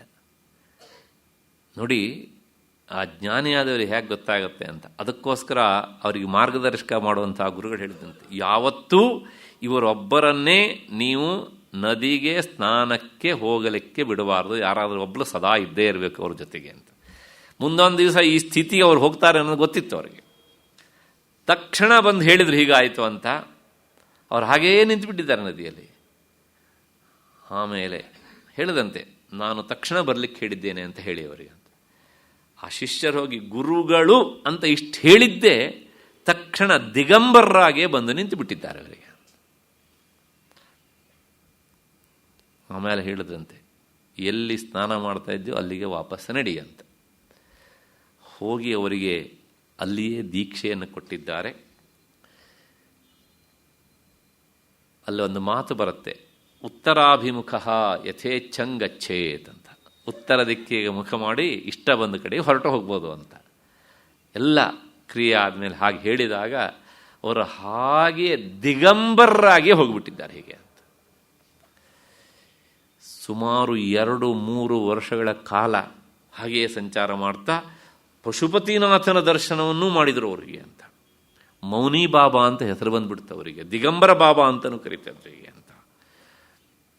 ಅದಾದ ಮೇಲೆ ಮತ್ತೆ ಪುನಃ 3 ವರ್ಷಗಳ ಕಾಲ ಹೀಗೆ ಕಳೀತಾ ಇದ್ದಂತಹ ಅಲೆಮಾರಿಯಾಗಿದ್ದಂಥ ಅವರು ಅದೊಂದು ದಿನ ರಾತ್ರಿ ಇದ್ದಕ್ಕಿದ್ದ ಹಾಗೆ ಈ ಗುರುಗಳನ್ನು ಭೇಟಿ ಮಾಡಿದರು. ಮತ್ತೆ ಭೇಟಿ ಮಾಡಿದಾಗ ಆಗ ಮತ್ಮನವರು ಹೇಳಿದ್ರು, ನೀವೊಂದು ಕೊನೆಯ ಪಕ್ಷ ಕೌಪೀನವನ್ನಾರು ಧಾರಣೆ ಮಾಡಬೇಕು ಅಂಥೇಳಿ ಅವ್ರನ್ನ ಸಂದರ್ಶನ ಮಾಡಿ ಈಚೆ ಬರಬೇಕಿದ್ರೆ ದೇಹದ ಮೇಲೆ ಒಂದು ಕೌಪೀನ ಬಂತು ಅವರಿಗೆ. ಅದಾದ ಮೇಲೆ ಭಗವಾನ್ ಶ್ರೀಧರ ಸ್ವಾಮಿಗಳು ಅವರಿಗೆ ನೇರ ಕಾವಿ ಬಟ್ಟೆ ಕೊಟ್ಟರು. ಈ ಕಾಲದಕ್ಕೆ ಇಷ್ಟು ಸಾಲೋದಿಲ್ಲ, ನೀನು ಇಷ್ಟಾದರೂ ಧಾರಣೆ ಮಾಡಲೇಬೇಕು ಅಂತ. ಹಾಗಾಗಿ ಮುಂದೆ ಅವರು ಸಹಜಾನಂದ ಅವಧೂತ ಎನ್ನುವಂತಹ ಹೆಸರಿನಿಂದ ಅತ್ಯಂತ ಪ್ರಸಿದ್ಧ ಸಾಧಕರಾಗಿ ಹೋದರು ಹೀಗೆ ಅಂತ. ಯಾಕೆ ಈ ಮಾತನ್ನು ಹೇಳಿದೆ ಅಂದರೆ, ಕಿಮಿಚ್ಛನ್ ಕಸ್ಯ ಕಾಮಾಯ, ಅವರು ಏನನ್ನು ಬಯಸ್ತಾರೆ ಅಂದರೆ ಏನನ್ನೂ ಬಯಸುವುದಿಲ್ಲ. ಏನು ಕಾಮನೆ ಇರುತ್ತೆ ಅಂದರೆ ಯಾವ ಕಾಮನೆಯೂ ಇರೋದಿಲ್ಲ. ಹಾಗಾಗಿ ನಾವು ಸಂಸಾರಿಗಳು ಅದಕ್ಕೆ ಇದಕ್ಕೆ ನಮ್ಮ ದೇಹ ದಂಡಿಸೋ ಹಾಗೆ ಅವರು ದೇಹವನ್ನು ದಂಡಿಸೋಲ್ಲ. ಅವರು ದೇಹ ಬಿಟ್ಟು ಬಿಡ್ತಾರೆ ಅದರ ಪಾಡಿಗೆ. ಅದನ್ನು ಕೊಳೆಯಾದ್ದು ಗೊತ್ತಾಗೋದಿಲ್ಲ, ಶುಚಿಯಾದದ್ದು ಸಹ ಗೊತ್ತಾಗೋದಿಲ್ಲ. ಚಳಿಗಾಲದಲ್ಲಿ ಚಳಿಗೂ ಸಹ ಹೆದರೋದಿಲ್ಲ, ಬೇಸಿಗೆಯ ಸೆಕೆಗೂ ಸಹ ಅವರು ಹೆದರೋದಿಲ್ಲ. ನಾವು ಎಲ್ಲಕ್ಕೂ ಸಹ ಬದಲಾವಣೆ ಮಾಡ್ಕೊಳ್ತಾ ಈ ದೇಹವನ್ನು ಚೆನ್ನಾಗಿ ರಕ್ಷಣೆ ಮಾಡಿಕೊಳ್ತಾ ಇರ್ತೇವೆ. ಹಾಗಾಗಿ ಉಪನಿಷತ್ತು ಹೇಳುತ್ತೆ, ಕಿಮಿಚ್ಛನ್ ಕಸ್ಯ ಕಾಮಾಯ ಶರೀರಂ ಅನುಸಂಜರೇತ್.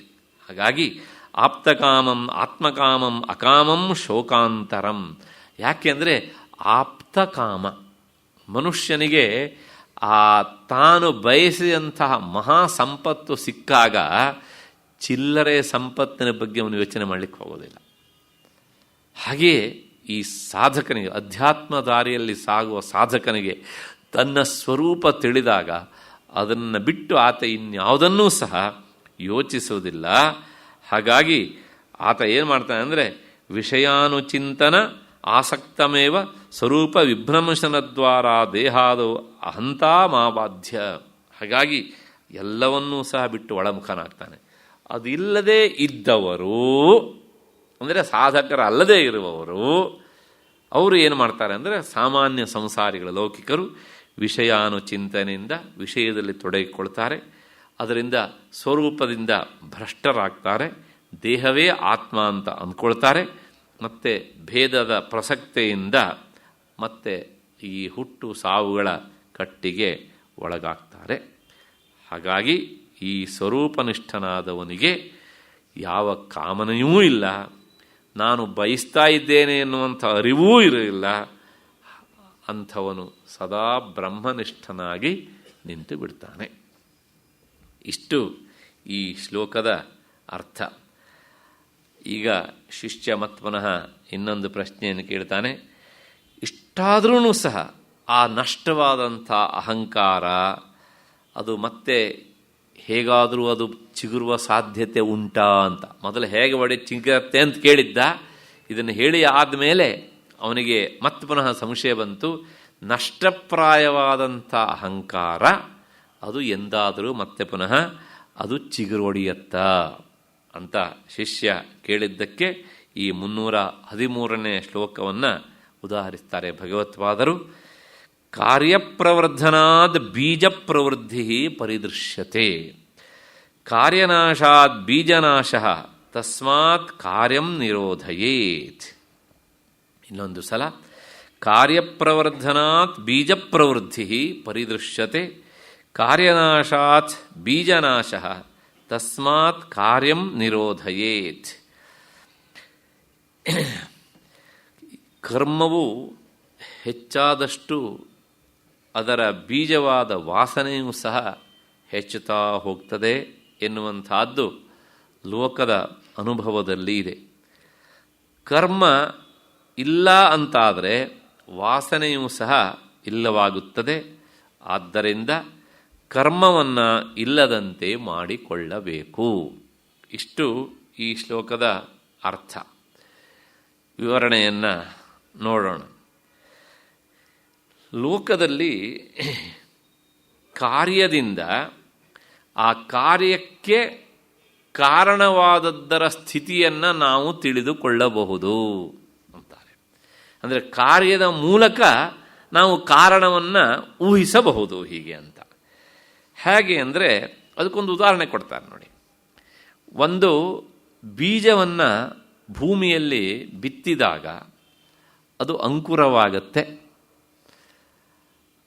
ಅದು ಅಂಕುರವಾದದ್ದರಿಂದಲೇ ಈ ಬೀಜಕ್ಕೆ ಅಂಕುರವಾಗಿಸುವಷ್ಟರ ಮಟ್ಟಿನ ಶಕ್ತಿ ಇದೆ. ಅಂದರೆ ಬೀಜವನ್ನು ಕ್ರಿಮಿಕೀಟಾದಿಗಳು ತಿನ್ನಲಿಲ್ಲ ಅಂತ ಒಂದು ತೀರ್ಮಾನ ಮಾಡ್ಬೋದು. ಇನ್ನೊಂದು, ಈ ಬೀಜ ಚೆನ್ನಾಗಿ ನೀರನ್ನು ಹೀರಿಕೊಳ್ತದೆ, ಅಷ್ಟು ಶಕ್ತಿ ಇದೆ. ಮತ್ತು ಈ ಬೀಜ ಈ ಭೂಮಿಗೆ ಒಗ್ಗಿಕೊಳ್ಳುತ್ತದೆ ಅಂತ. ಹಾಗಾಗಿ ಅಂಕುರ ಎನ್ನುವಂಥ ಕಾರ್ಯೋತ್ಪತ್ತಿಯಿಂದಲೇ ಆ ಬೀಜದ ಸಾಮರ್ಥ್ಯವನ್ನು ನಾವು ಊಹಿಸಿ ತಿಳಿಯಬಲ್ಲೆವು. ಅಷ್ಟೇ ಅಲ್ಲ ನೋಡಿ, ಬೀಜ ಕಾರಣ, ಅಂಕುರದಿಂದ ಬೀಜ ಸಾಮರ್ಥ್ಯ ನಿರ್ಧಾರ ಆದ ಮೇಲೆ ಆ ಅಂಕುರ ಏನು ಮಾಡುತ್ತೆ ಕೇಳಿದರೆ ಮುಂದೆ ಅದೇ ಸ್ಕಂಧ ಟಿಸಿರು ಒಡೆಯುತ್ತೆ, ಆಮೇಲೆ ಎಲೆ ಆಗುತ್ತೆ, ಆಮೇಲೆ ಕೊಂಬೆ ರಂಬೆಗಳಾಗಿ ಚಿಗುರಿ ನಿಲ್ತೆ.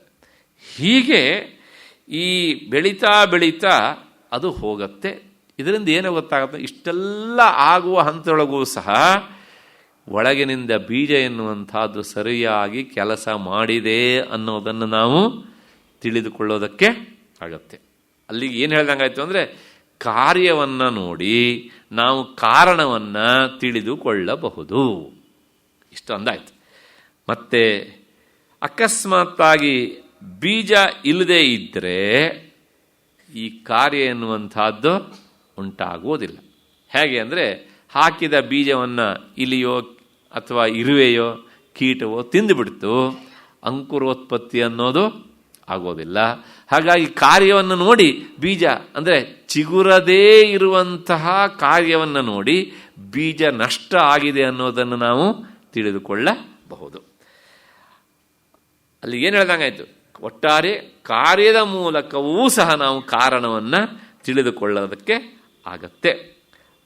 ಅಷ್ಟು ಹಿನ್ನೆಲೆಯಲ್ಲಿ ಮತ್ತೆ ಮುಂದಕ್ಕೆ ನೋಡೋಣ.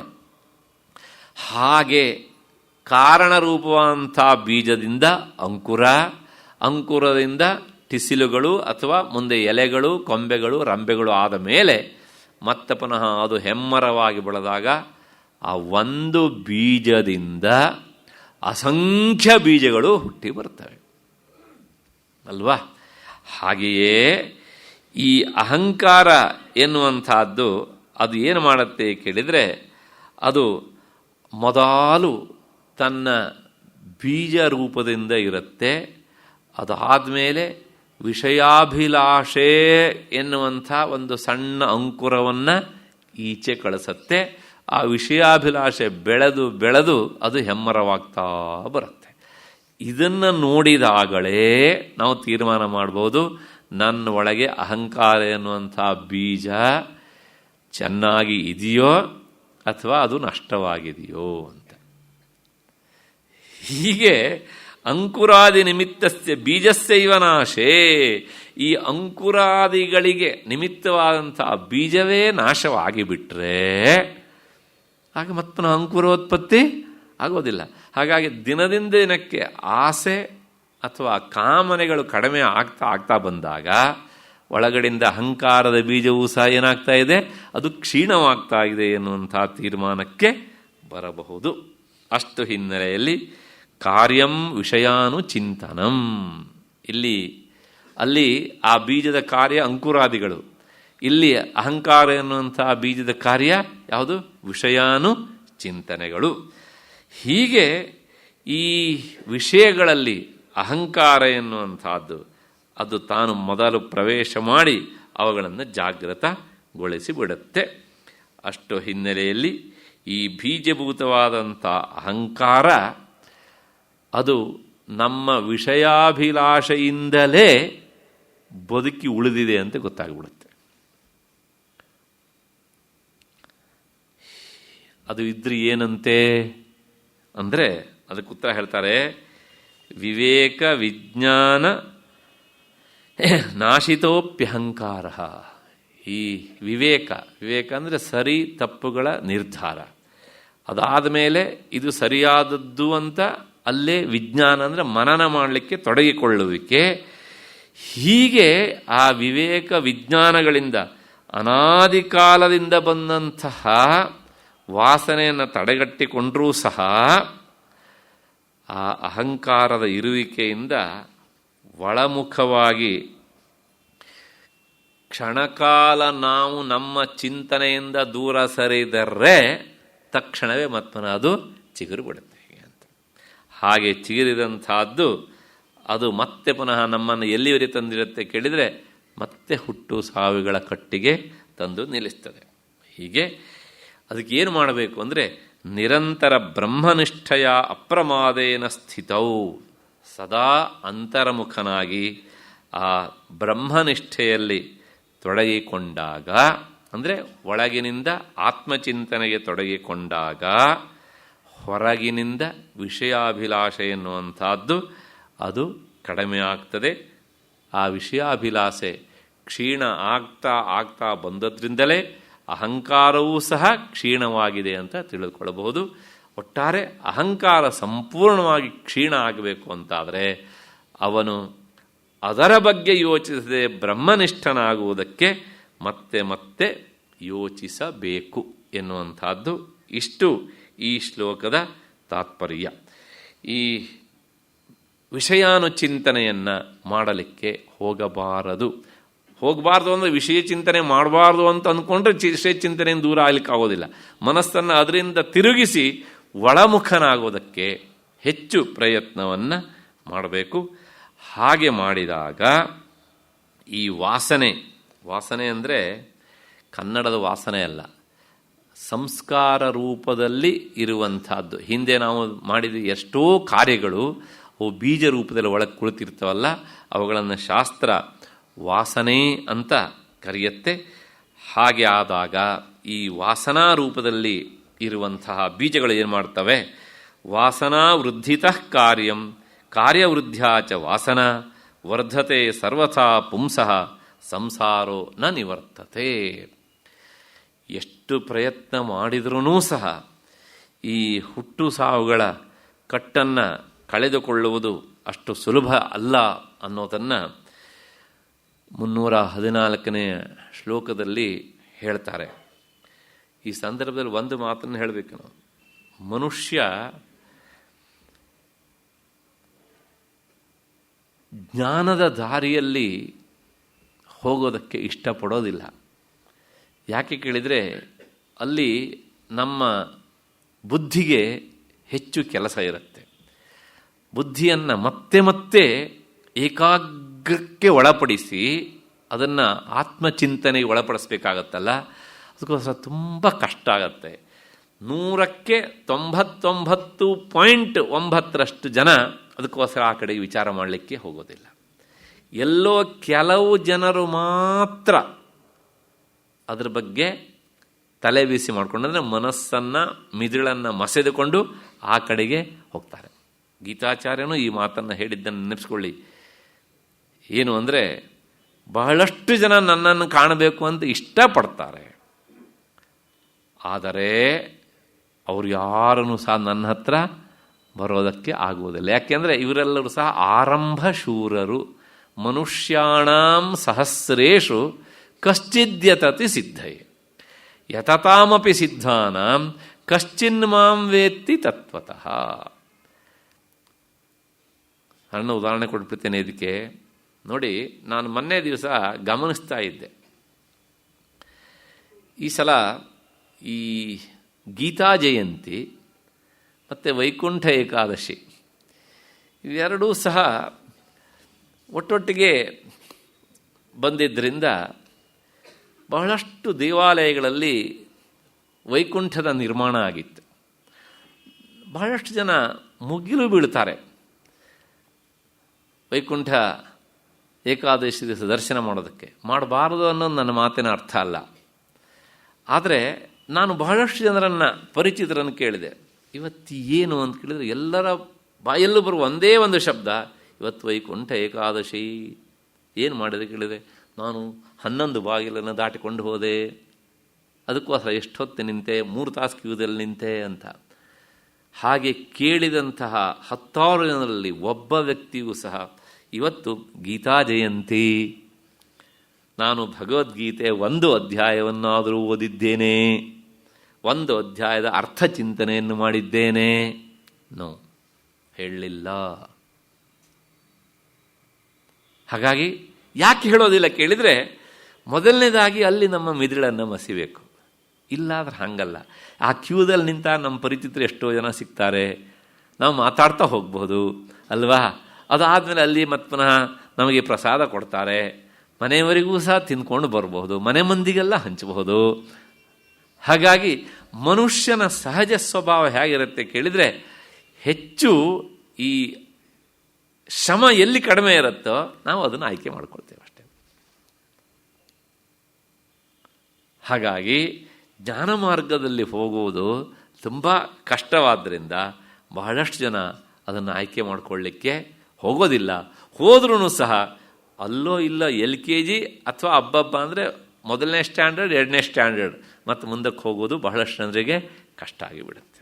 ಅಷ್ಟು ಹಿನ್ನೆಲೆಯಲ್ಲಿ ಆ ಅಹಂಕಾರ ಎನ್ನುವಂತಹದ್ದು ಅದು ಸಂಸಾರವನ್ನು ಮತ್ತೆ ಹೇಗೆ ಹಾಕತ್ತೆ, ಹೇಗೆ ನಮ್ಮನ್ನು ಸಂಸಾರಕ್ಕೆ ತಳ್ಳತ್ತೆ ಅನ್ನೋದಕ್ಕೆ 314ನೇ ಶ್ಲೋಕವನ್ನು ಆಯ್ಕೆ ಮಾಡಿಕೊಂಡು ಹೇಳ್ತಾರೆ. ವಾಸನಾ ವೃದ್ಧಿತಃ ಕಾರ್ಯಂ ಕಾರ್ಯವೃದ್ಧ್ಯಾಚ ವಾಸನ ವರ್ಧತೆ ಸರ್ವಥಾ ಪುಂಸಃ ಸಂಸಾರೋ ನ ನಿವರ್ತತೆ. ಈ ಕರ್ಮ ಅನ್ನೋದು ಅದು ಏನು ಮಾಡುತ್ತೆ ಕೇಳಿದರೆ, ನಮ್ಮನ್ನು ಮತ್ತೆ ಮತ್ತೆ ಇಲ್ಲಿಗೆ ತಂದು ಹಾಕತ್ತೆ. ಅದಕ್ಕೊಂದು ದೃಷ್ಟಾಂತವನ್ನು ಕೊಡ್ತಾರೆ. ಹೇಗೆ ಅಂದರೆ, ಒಂದು ಸಣ್ಣ ಅಗ್ನಿಯ ಕಣ, ಶಾಸ್ತ್ರದಲ್ಲಿ ಸಂಸ್ಕೃತದಲ್ಲಿ ಅದನ್ನು ವಿಸ್ಫುಲಿಂಗ ಅಂತ ಕರೀತಾರೆ, ಅಗ್ನಿಯ ಕಣವನ್ನು. ಆ ಅತ್ಯಂತ ಸಣ್ಣದಾದಂಥ ಒಂದು ಅಗ್ನಿಯ ಕಣ ಒಣಗಿದ ಹುಲ್ಲು ರಾಶಿಯ ಮೇಲೆ ಬಿದ್ದರೆ ಏನು ಮಾಡುತ್ತೆ ಅಂದರೆ, ಅದು ಸಂಪೂರ್ಣವಾಗಿ ಸುಟ್ಟು ಅದನ್ನು ಭಸ್ಮ ಮಾಡಿಬಿಡುತ್ತೆ. ಹಾಗೆಯೇ ಈ ವಾಸನೆ ಎನ್ನುವಂಥದ್ದು, ಅಂದರೆ ಹಿಂದೆ ನಾವು ಅನುಭವಿಸಿದಂತಹ ನೆನಪು ಉಂಟಲ್ಲ, ಅದೇನೇ ಅಹಂಕಾರವಾಗಿ ಬಲಿತಾ ಇರುತ್ತೆ.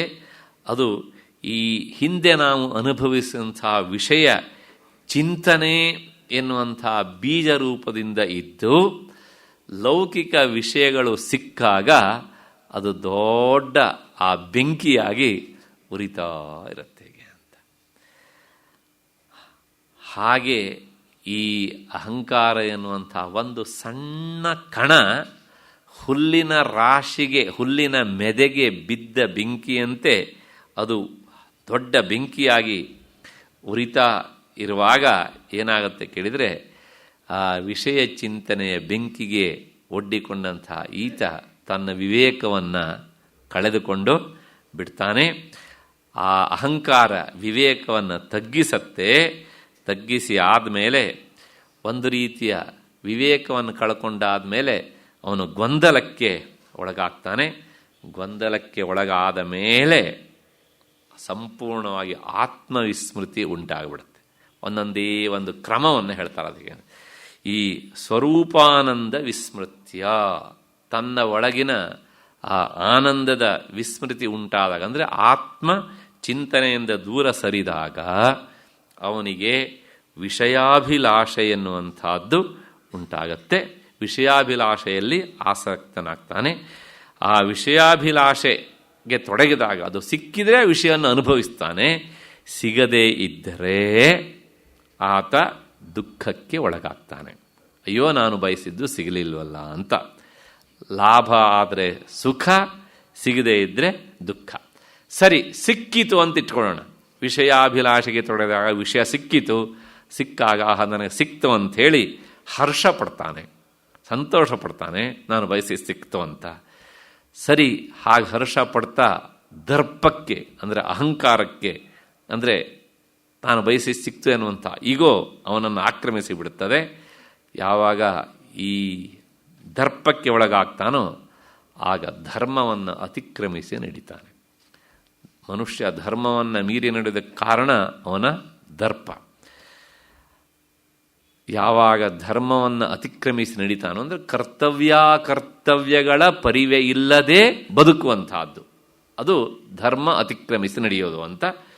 ಅದರಿಂದ ಧರ್ಮ ಅತಿಕ್ರಮಣ ಆದಾಗ ಬುದ್ಧಿಗೆ ಮಾಲಿನ್ಯ ಅಂಟುತ್ತದೆ. ಮತ್ತು ಅದರಿಂದ ಆತ್ಮವನ್ನು ಯೋಚಿಸುವಂಥ, ತನ್ನ ಸ್ವರೂಪವನ್ನು ಚಿಂತನೆ ಮಾಡುವಂತಹ ಶಕ್ತಿ ಸಂಪೂರ್ಣವಾಗಿ ಕಳೆದು ಹೋಗ್ತದೆ. ಹಾಗೆ ಆ ಸ್ವರೂಪ ಚಿಂತನೆ ಶಕ್ತಿ ಕಳೆದು ಹೋದಾಗ ಆತನಿಗೆ ಉಳಿಯೋದು ಈ ದೇಹವೇ ಆತ್ಮ ಅಂತ ತಿಳಿದುಕೊಳ್ಳುವುದು. ಇದು ಒಂದು ಶೃಂಖಲೆ, ಒಂದು ಚೈನ್ ಹೀಗೆ ಅಂತ ಈ ಕ್ರಮದಲ್ಲಿ. ಅದರಿಂದ ಏನಾಗುತ್ತೆ, ದೇಹವೇ ಆತ್ಮ ಅಂತ ತಿಳ್ಕೊಂಡಾದ್ಮೇಲೆ ಜರಾಮರಣ ಜನ್ಮಾದಿ ರೂಪ ಸಂಸಾರ ವಿಚ್ಛೇದ. ಓಹೋ, ನಾನು ಮುದುಕನಾದೆ, ನನಗೆ ಮರಣ, ಇವೆಲ್ಲ ದೇಹ ಧರ್ಮಗಳು. ಇದನ್ನು ತನ್ನ ಮೇಲೆ ತಾನು ಆರೋಪ ಮಾಡಿಕೊಂಡು ಆತ ದುಃಖಕ್ಕೆ ಒಳಗಾಗ್ತಾನೆ. ಸಂಸಾರ ವಿಚ್ಛೇದ. ಅದರಿಂದ ಸಂಸಾರದಿಂದ ಸತ್ತ ಅಂದರೆ ಸಂಸಾರ ವಿಚ್ಛೇದ, ಹುಟ್ಟದ ಅಂದರೆ ಸಂಸಾರದ ಸಂಬಂಧ ಎನ್ನುವಂಥದ್ದು.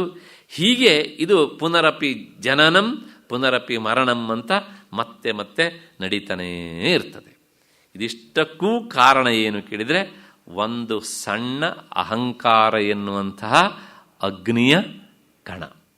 ಹಾಗಾಗಿ ಈ ಅಹಂಕಾರವನ್ನು ಏನಕೇನ ಪ್ರಕಾರೇಣ ದೂರ ಮಾಡಿ ಕೊಳ್ಳಲೇಬೇಕು.